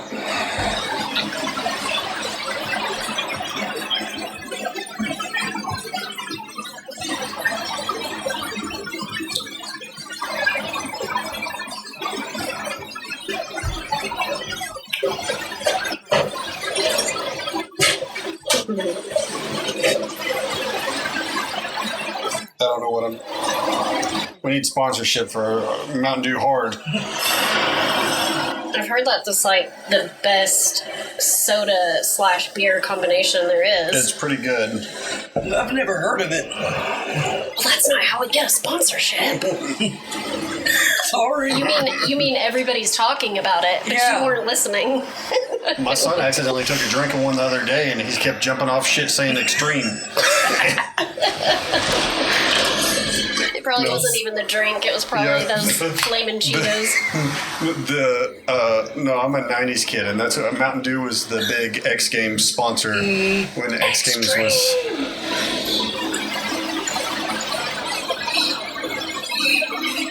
I use that excuse instead of the white trash one for drinking Mountain Dew. Classy. Yeah. Keep it classy. No.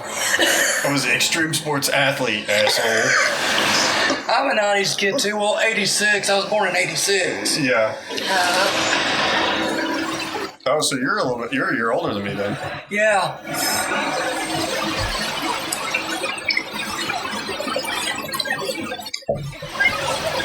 Watermelon's pretty good. All right. I want to try a Mountain Dew wanna try beer. one? Yeah. Which one do you want? I don't even know what my options So are. there's Baja Blast, That sounds fun. the Taco Bell flavor. I knew that I think sounded that's familiar. I think that's original. Watermelon. I'll do a watermelon. That sounds delightful and refreshing. I'm pretty sure my wife's been killing these during the day. Hard Dew. Or my kid, my 11-year-old daughter. She loves the watermelon. No, the other day, I don't know where it even came from, but my wife had put one of those Bud Light popsicles in the freezer. And my daughter was like, I thought that popsicle tasted funny. Oh my gosh. Well, That's great. but yeah, she ate that whole popsicle. What's wrong with this popsicle? It's expired. I was like, are you alright? Did she hold her own or is she lightweight? She was fine.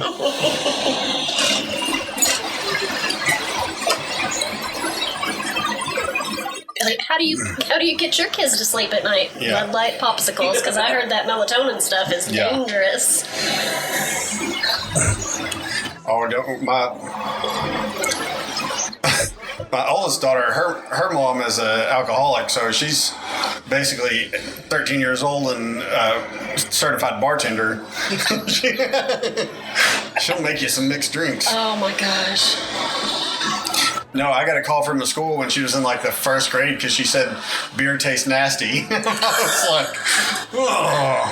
Like, there she goes, quoting her mom again. Yeah.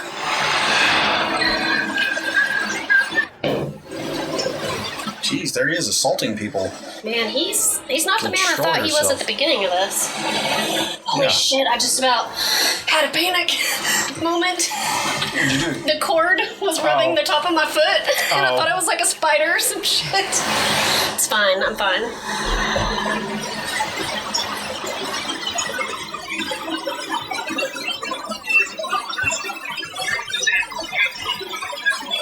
Was that the rich dude that she picked up on the boat? You know that guy in the white jacket? Colonel Sanders? He reminded me of Oz in The Wizard of Oz. Oh, I thought you Behind were the talking curtain. about the HBO TV show. I was like, that's not right. No. Pretty sure there's a little mill-on-mill action on that one. I just watched Wizard of Oz again. I love it. It's a classic. It used to scare the shit out of me though. When you were a kid? Yes. Yeah. The Wicked Witch, that's what scared me. But I'd watch it every time it came on TV. Oh, I always hear about apparently the midgets were getting drunk and having orgies on the set of Wizard of Oz. I've heard that too. Yeah. I've watched a few videos where it goes like really behind what really happened. It's hilarious when you see them, like if you watch it back and you pay attention to the background and watch what the hell they're doing. Like, oh shit. And then the flying monkeys. They only got paid, was it $50 a day, I think? Oh, yeah. Back then, that was probably pretty good. But what was weird is one video I watched, Judy Garland was getting $500 a day, and she was a star of the show. And was it the Scarecrow or the Tin Man? I can't remember which one. Was getting like $3,000 a day. Damn. He must have had a better agent. He must.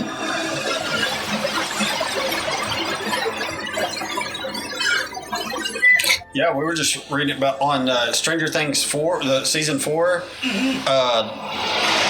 We were watching that, and I didn't realize that the old man is the dude that played Freddy Krueger. Really? Yeah, and I didn't know that either. Yeah, the one with his eyes gouged out or whatever. Yeah, that's the dude that played Freddy Krueger. And I was like, when we were watching it, I was like, the younger guy, his son, reminds me of Freddy Krueger. I was like, that's weird. Wow. I just finished that the other day. Oh, I'm pretty sure. Or finished My what's wife's out. watched it twice now. Yeah. I don't think I've watched it, but I probably nodded off a couple times during it. So. Well, I think before the other episodes come out, I'm gonna watch it again. I was wrong. I thought that was going to be all about the Montauk Project in New York, which apparently Stranger Things is actually based off of. Mm-hmm. But they kind of went off script on that. Thought it was going to follow the conspiracy theory there. Yeah. Because that was like Montauk, New York, like I guess in the 80s there were like kids that were getting abducted by the U.S. government for real. Oh, man. And they were doing experiments on them like it's a real freaking thing. Yeah. And they were trying to do time travel and like the men that stare at goats kind of shit with little kids. Man. That blows my mind. If I spend too much time thinking about shit like that, like I'll go crazy in my head. Just like our government's done some weird shit, and people are like, "Oh no, they wouldn't do anything like that." They got caught multiple times. Ooh, Nick Cage crying. Man, this is emotional. This is heavy shit. We haven't seen a whole lot of the Nick Cage bingo stuff. We've been thinking about doing a bingo card, we do a drinking game where anytime he screams, does the Nick Cage scream or the Nick Cage whisper?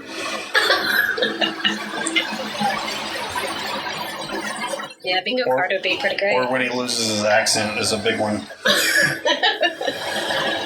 That's the thing back here. He's not like in the 90s and 80s. He wasn't doing a lot of accents. Mm-hmm. He's really taking that on in the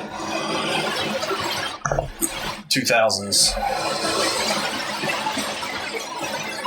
We watched a low budget. I think it was Outcast, but it was like medieval where they're sword fighting and shit. It was So ridiculous.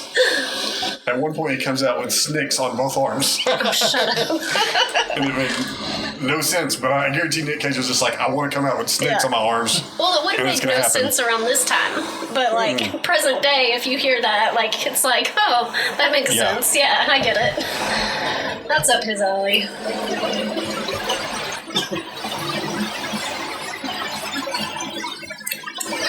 They have, like, 4 of the Bagger Vance stereotype black guys in this, the old wise black men. Yeah, they've got it covered. I still just miss the narration, though.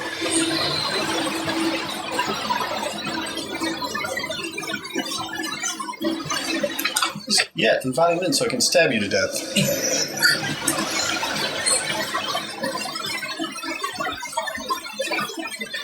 This is what happens to good people. You're like, oh, he's just hungry, and then he eats you. Mm-hmm. I hate when that happens.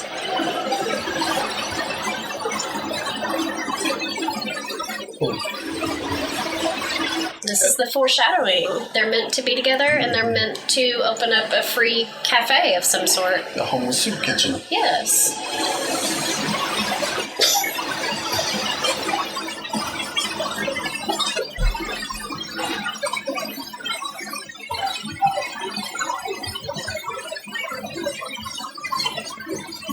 His voice is so different. Yeah, he's doing the Nick Cage whisper. It's the Lizzie. It's getting all sexy.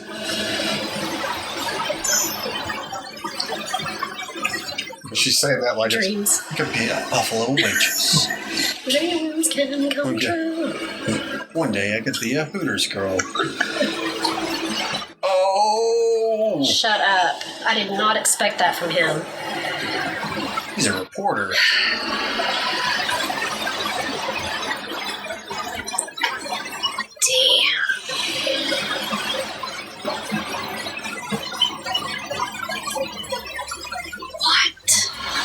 New York Post.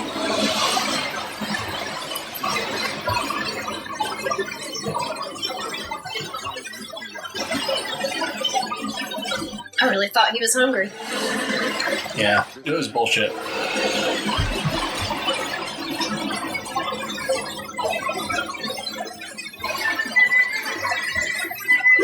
It really is his favorite Korean shop.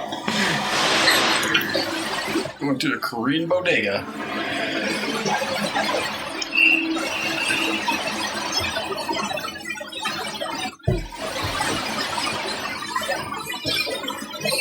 Oh.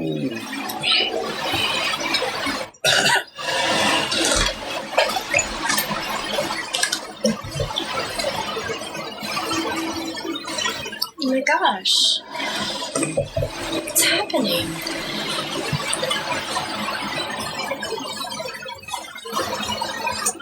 What the? That is mail. It's a lot of bills. Yeah.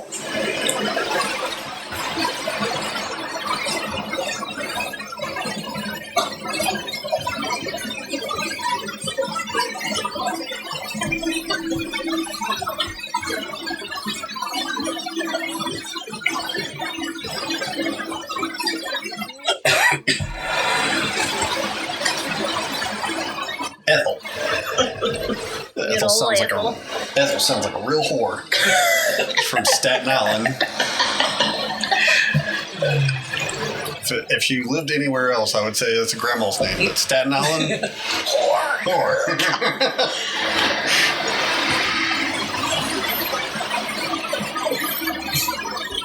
A lot of ponytails. His is kind of weak. Yeah, his is a baby. This is before they knew about man buns. If only we could go back in time and tell them what's to come. Oh, I mean, the mullets are making comebacks, so I think it matters at this point.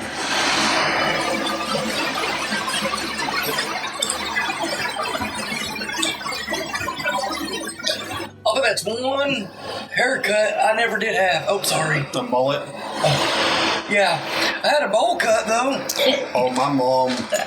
I had a bowl. Honestly, I had a bowl cut for a while too. Yeah. Oh, I definitely had a bowl cut and with sun in. Double. Yeah. Wow. I had that blondish orange hair. Yeah. You know,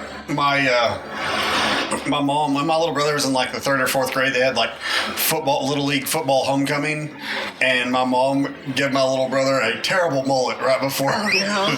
So we legit have pictures of him with a terrible mullet, way past when mullets were cool. Way before Billy Ray Cyrus. Yeah.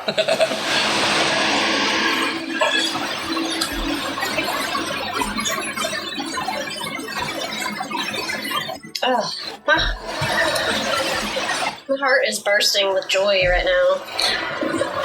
Stanley Tucci took a wild turn between like a bold, like gangster, like in shape dude to a really nerdy dude now.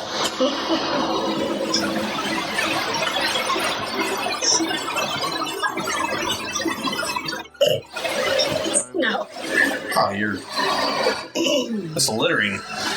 Yeah, they don't give a fuck about the earth. I don't think a hot air balloon's safe with skyscrapers around. I won't get on one.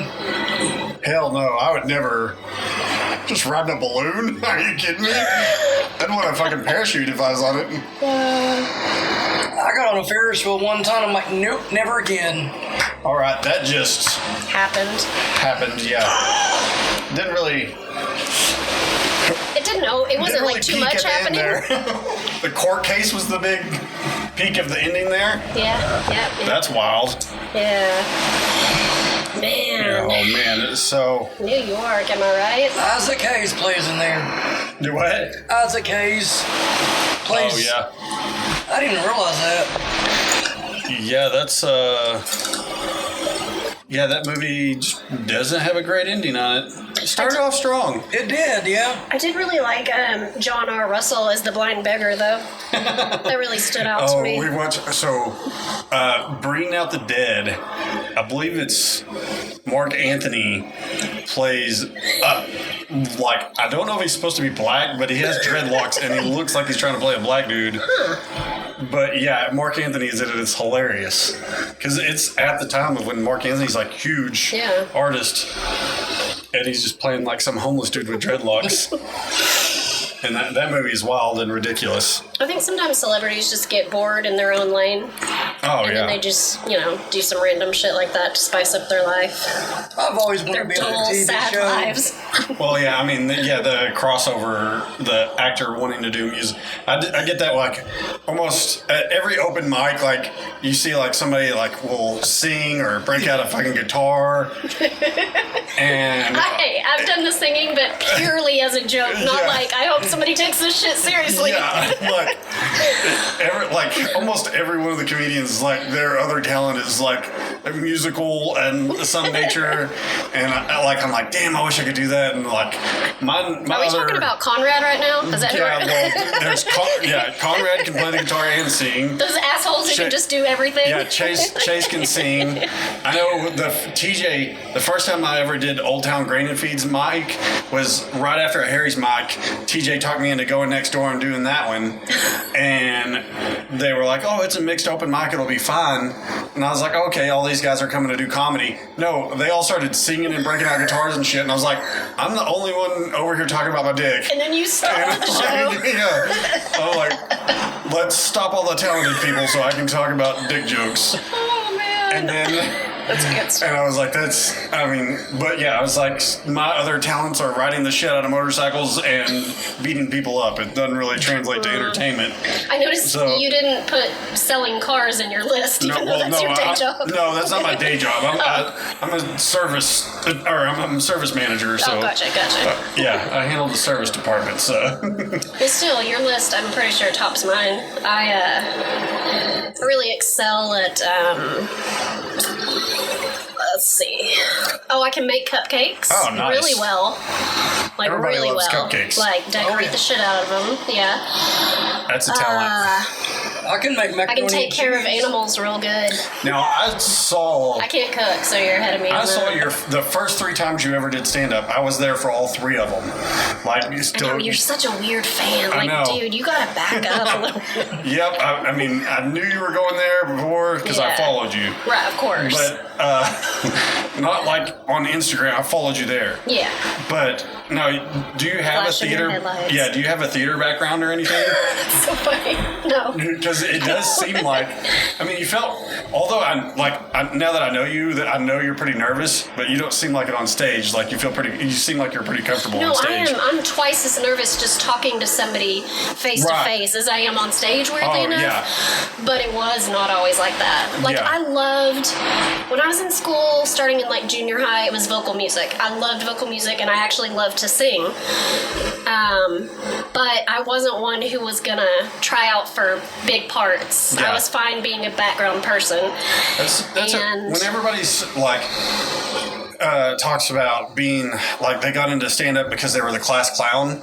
Yeah. I was never like, I think I was so well disciplined like that I would never disrupted the whole class. Yeah. But I tried to make the 2 people closest to me Yes. laugh, and like I would disrupt them, but not the whole class. Yeah. I would get my Like funny the undercover clown. Yeah, because it would be like you didn't want to get in trouble, but you wanted to get them in trouble for laughing out in the middle of class. You're like, I totally get it. yeah, because that's kind of how I was. Because I wasn't a class clown, but like amongst my friends, I were. Yeah. I would never go up to like random people that I didn't know and then try to be funny Same. or even really talk to them. Yeah. But yeah, with my It was friends, a weird. It's like a weird imbalance of like I'm too scared to be like 100% funny and at ease in front of people I didn't know, but then in front of people I knew, like not only was I like confident in being funny and being the smart ass, but I was probably overly confident. Like I probably drove them crazy sometimes. But I was terrified. Like I thought I was going to black out on stage the first time I did stand up. Yeah. But how did you get into it, Eric?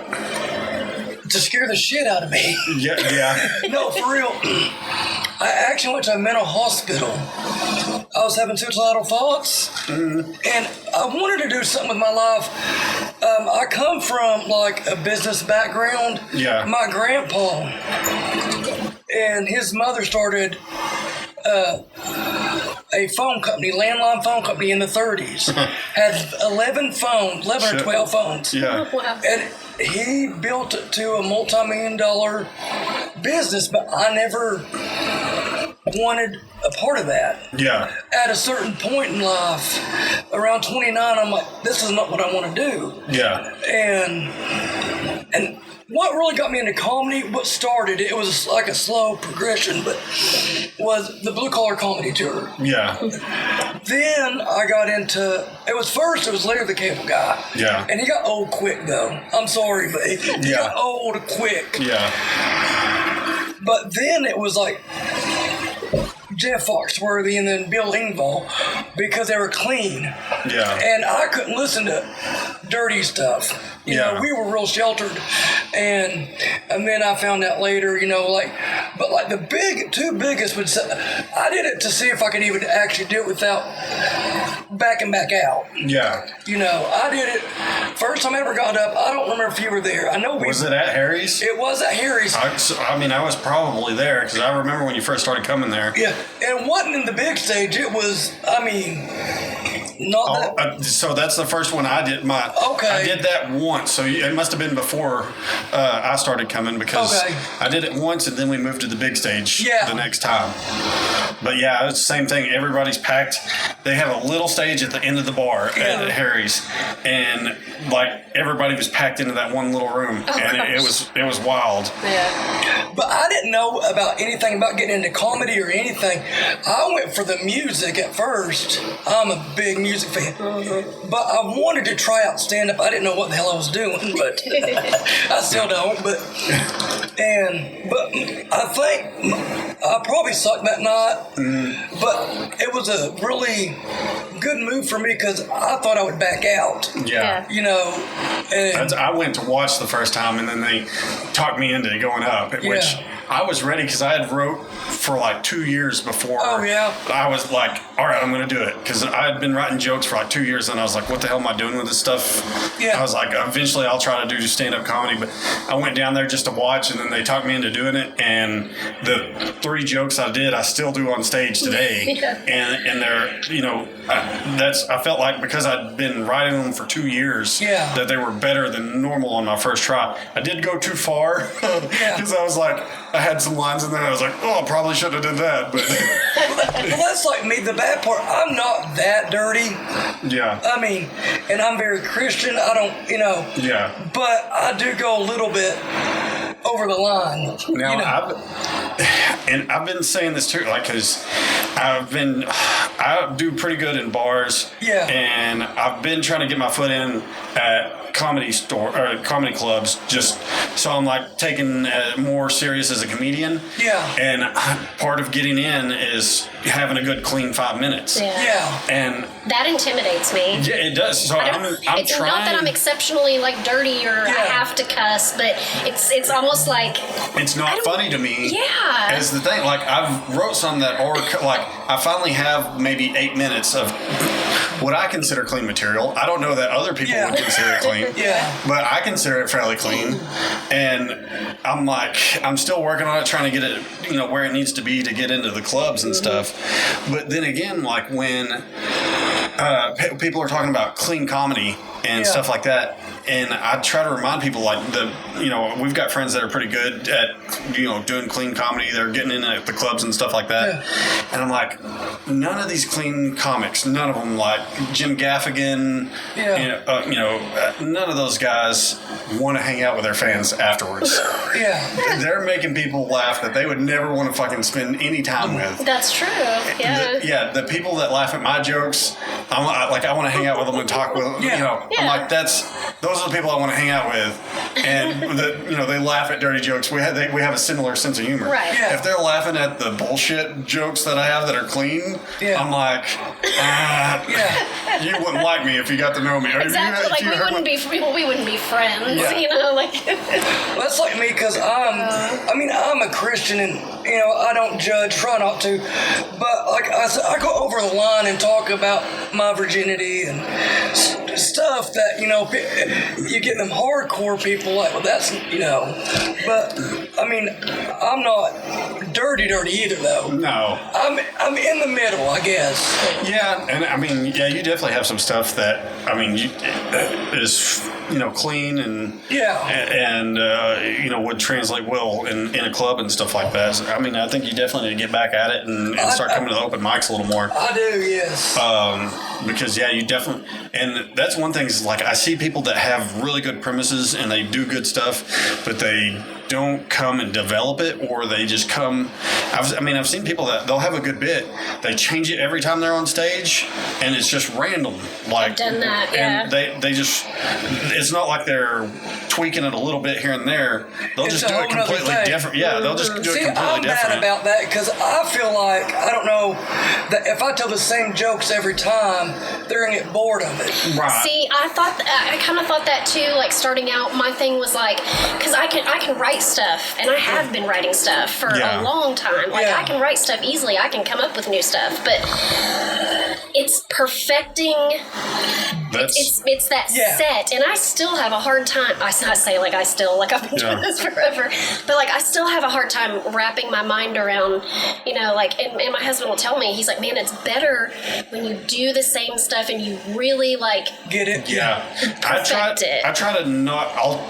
I'll do the same stuff, but not at the same place. So Yeah. I'll try to go to different mics I see what you're saying. and do the same 5 minutes at different mics, and then next time I come back to that one, I'll do another 5 minutes there, and that way I'm just rotating my 45 minutes or whatever I have in different ones, and I think that helps. Actually, having that repetition on one joke helps, and I'm almost on a script on mine, which, I'd like to be better to do crowd work and riff and stuff like that, but I'm afraid to get off track with where I am right now in comedy. I don't want to go to crowd work and then forget my lines and shit like that. Yeah. So I make small, minute changes in my set. Like I'll look for like that didn't really get a laugh there. What's a funnier way to say that word or that phrase? And just make little changes here and there, and over a 6 months period or whatever, that joke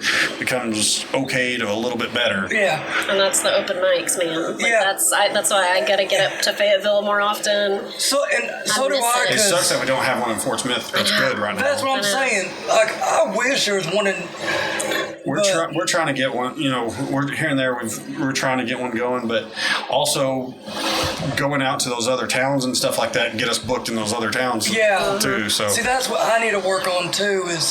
But like I said, I think that's my biggest downfall right now. Or that I hadn't been on stage probably in at least 9 months. Because I was doing it, getting pretty good at it.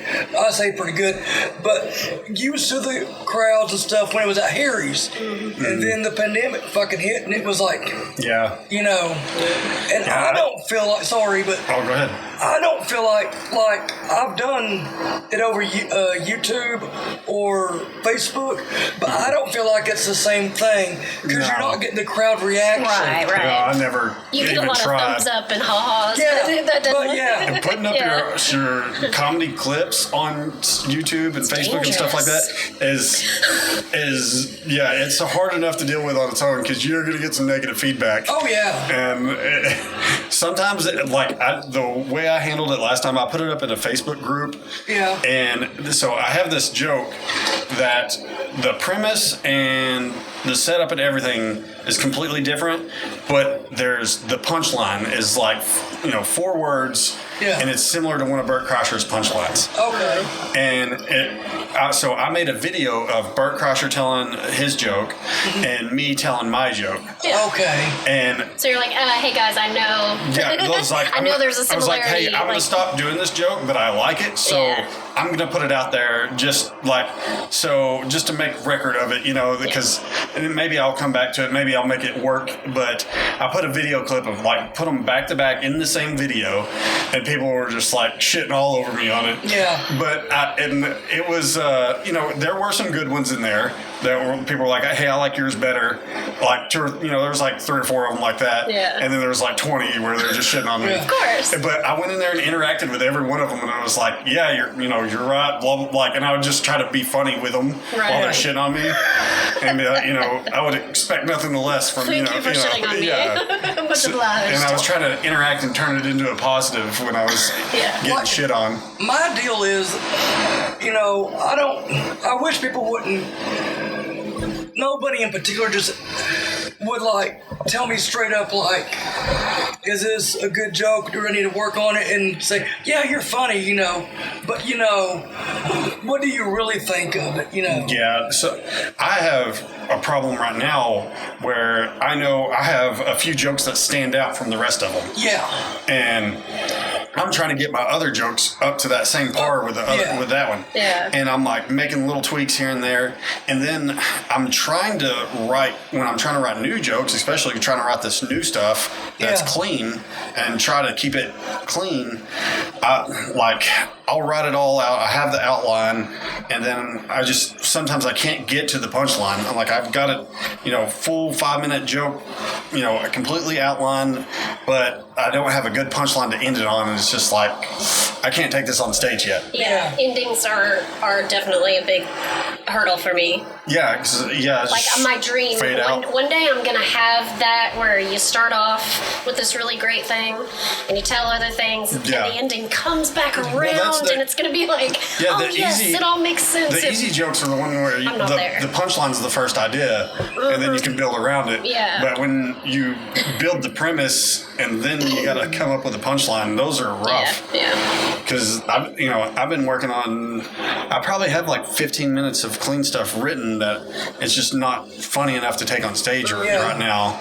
And I like my premise, and I keep coming up with premises that I like, but I just can't turn them into jokes right now. And one thing is, going back into the automotive industry and having a super stressful job is I can't get into the state of mind to write anymore. Very few, every once in a while, and you got to capture it when you're in when you're in the moment.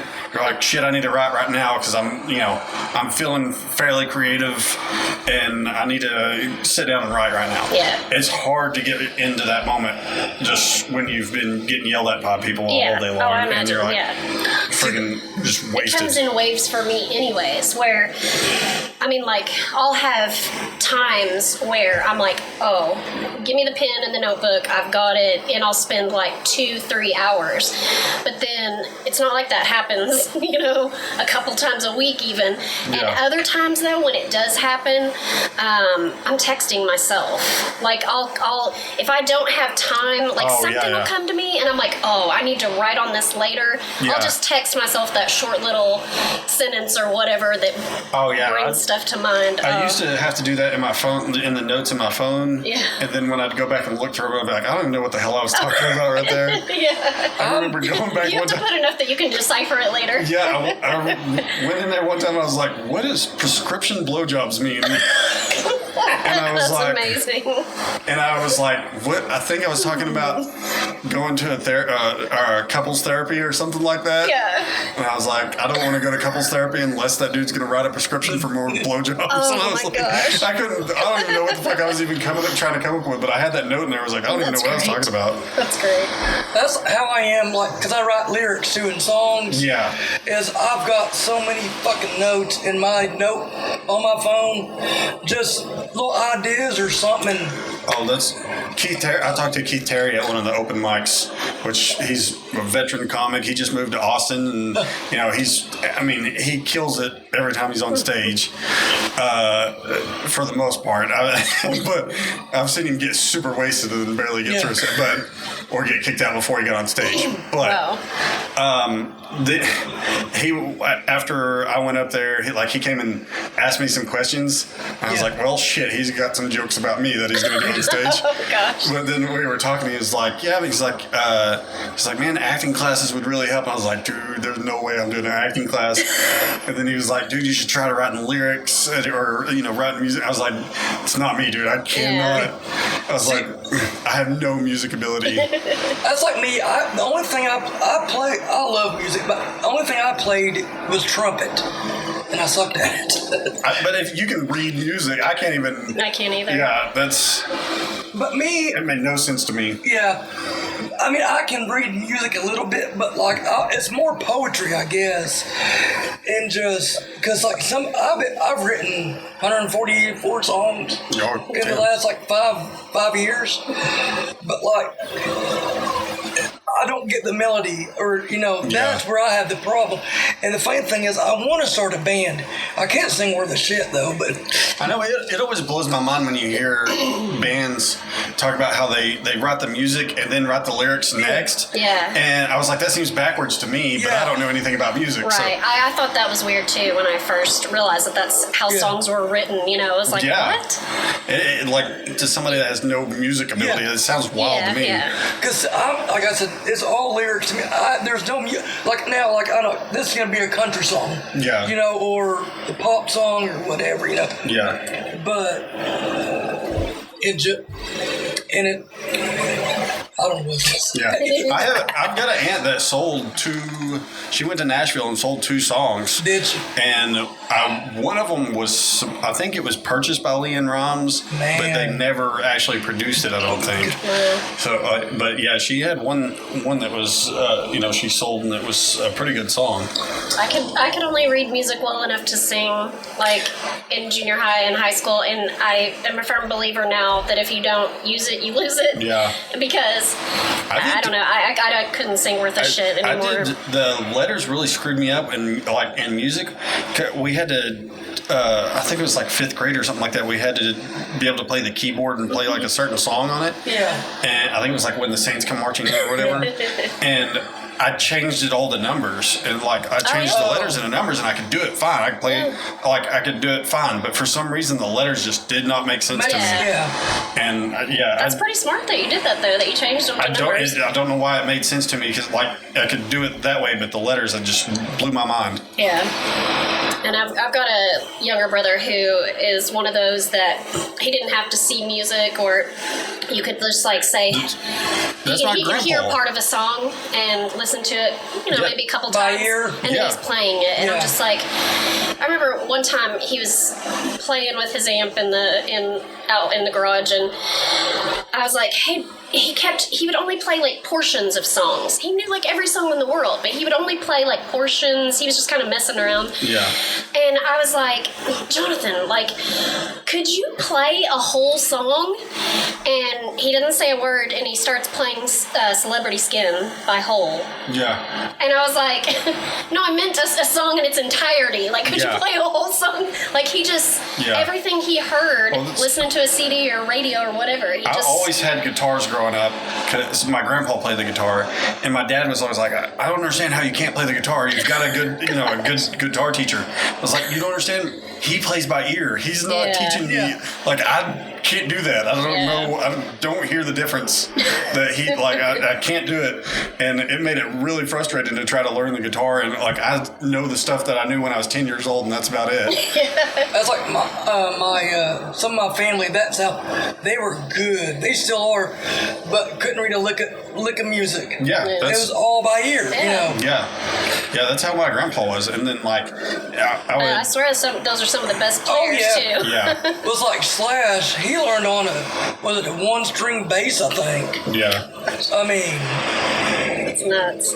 All right. Well, we'll call that the end of the Cage Against the Machine podcast. Thanks for coming out. Thanks for having us. Yeah, that was fun. I mean, this drink, by the way, was absolutely refreshing and delicious. Hard Mountain Dew. Oh, I have to try that. Yeah. What a winner. You'll probably want to jump off some stuff or do some crazy stuff afterwards. But all right. We'll see you next time on Cage Against the Machine podcast. Peace out. We're out. I'm Nicolas Cage. Have a great fucking night. The Cage sounded off.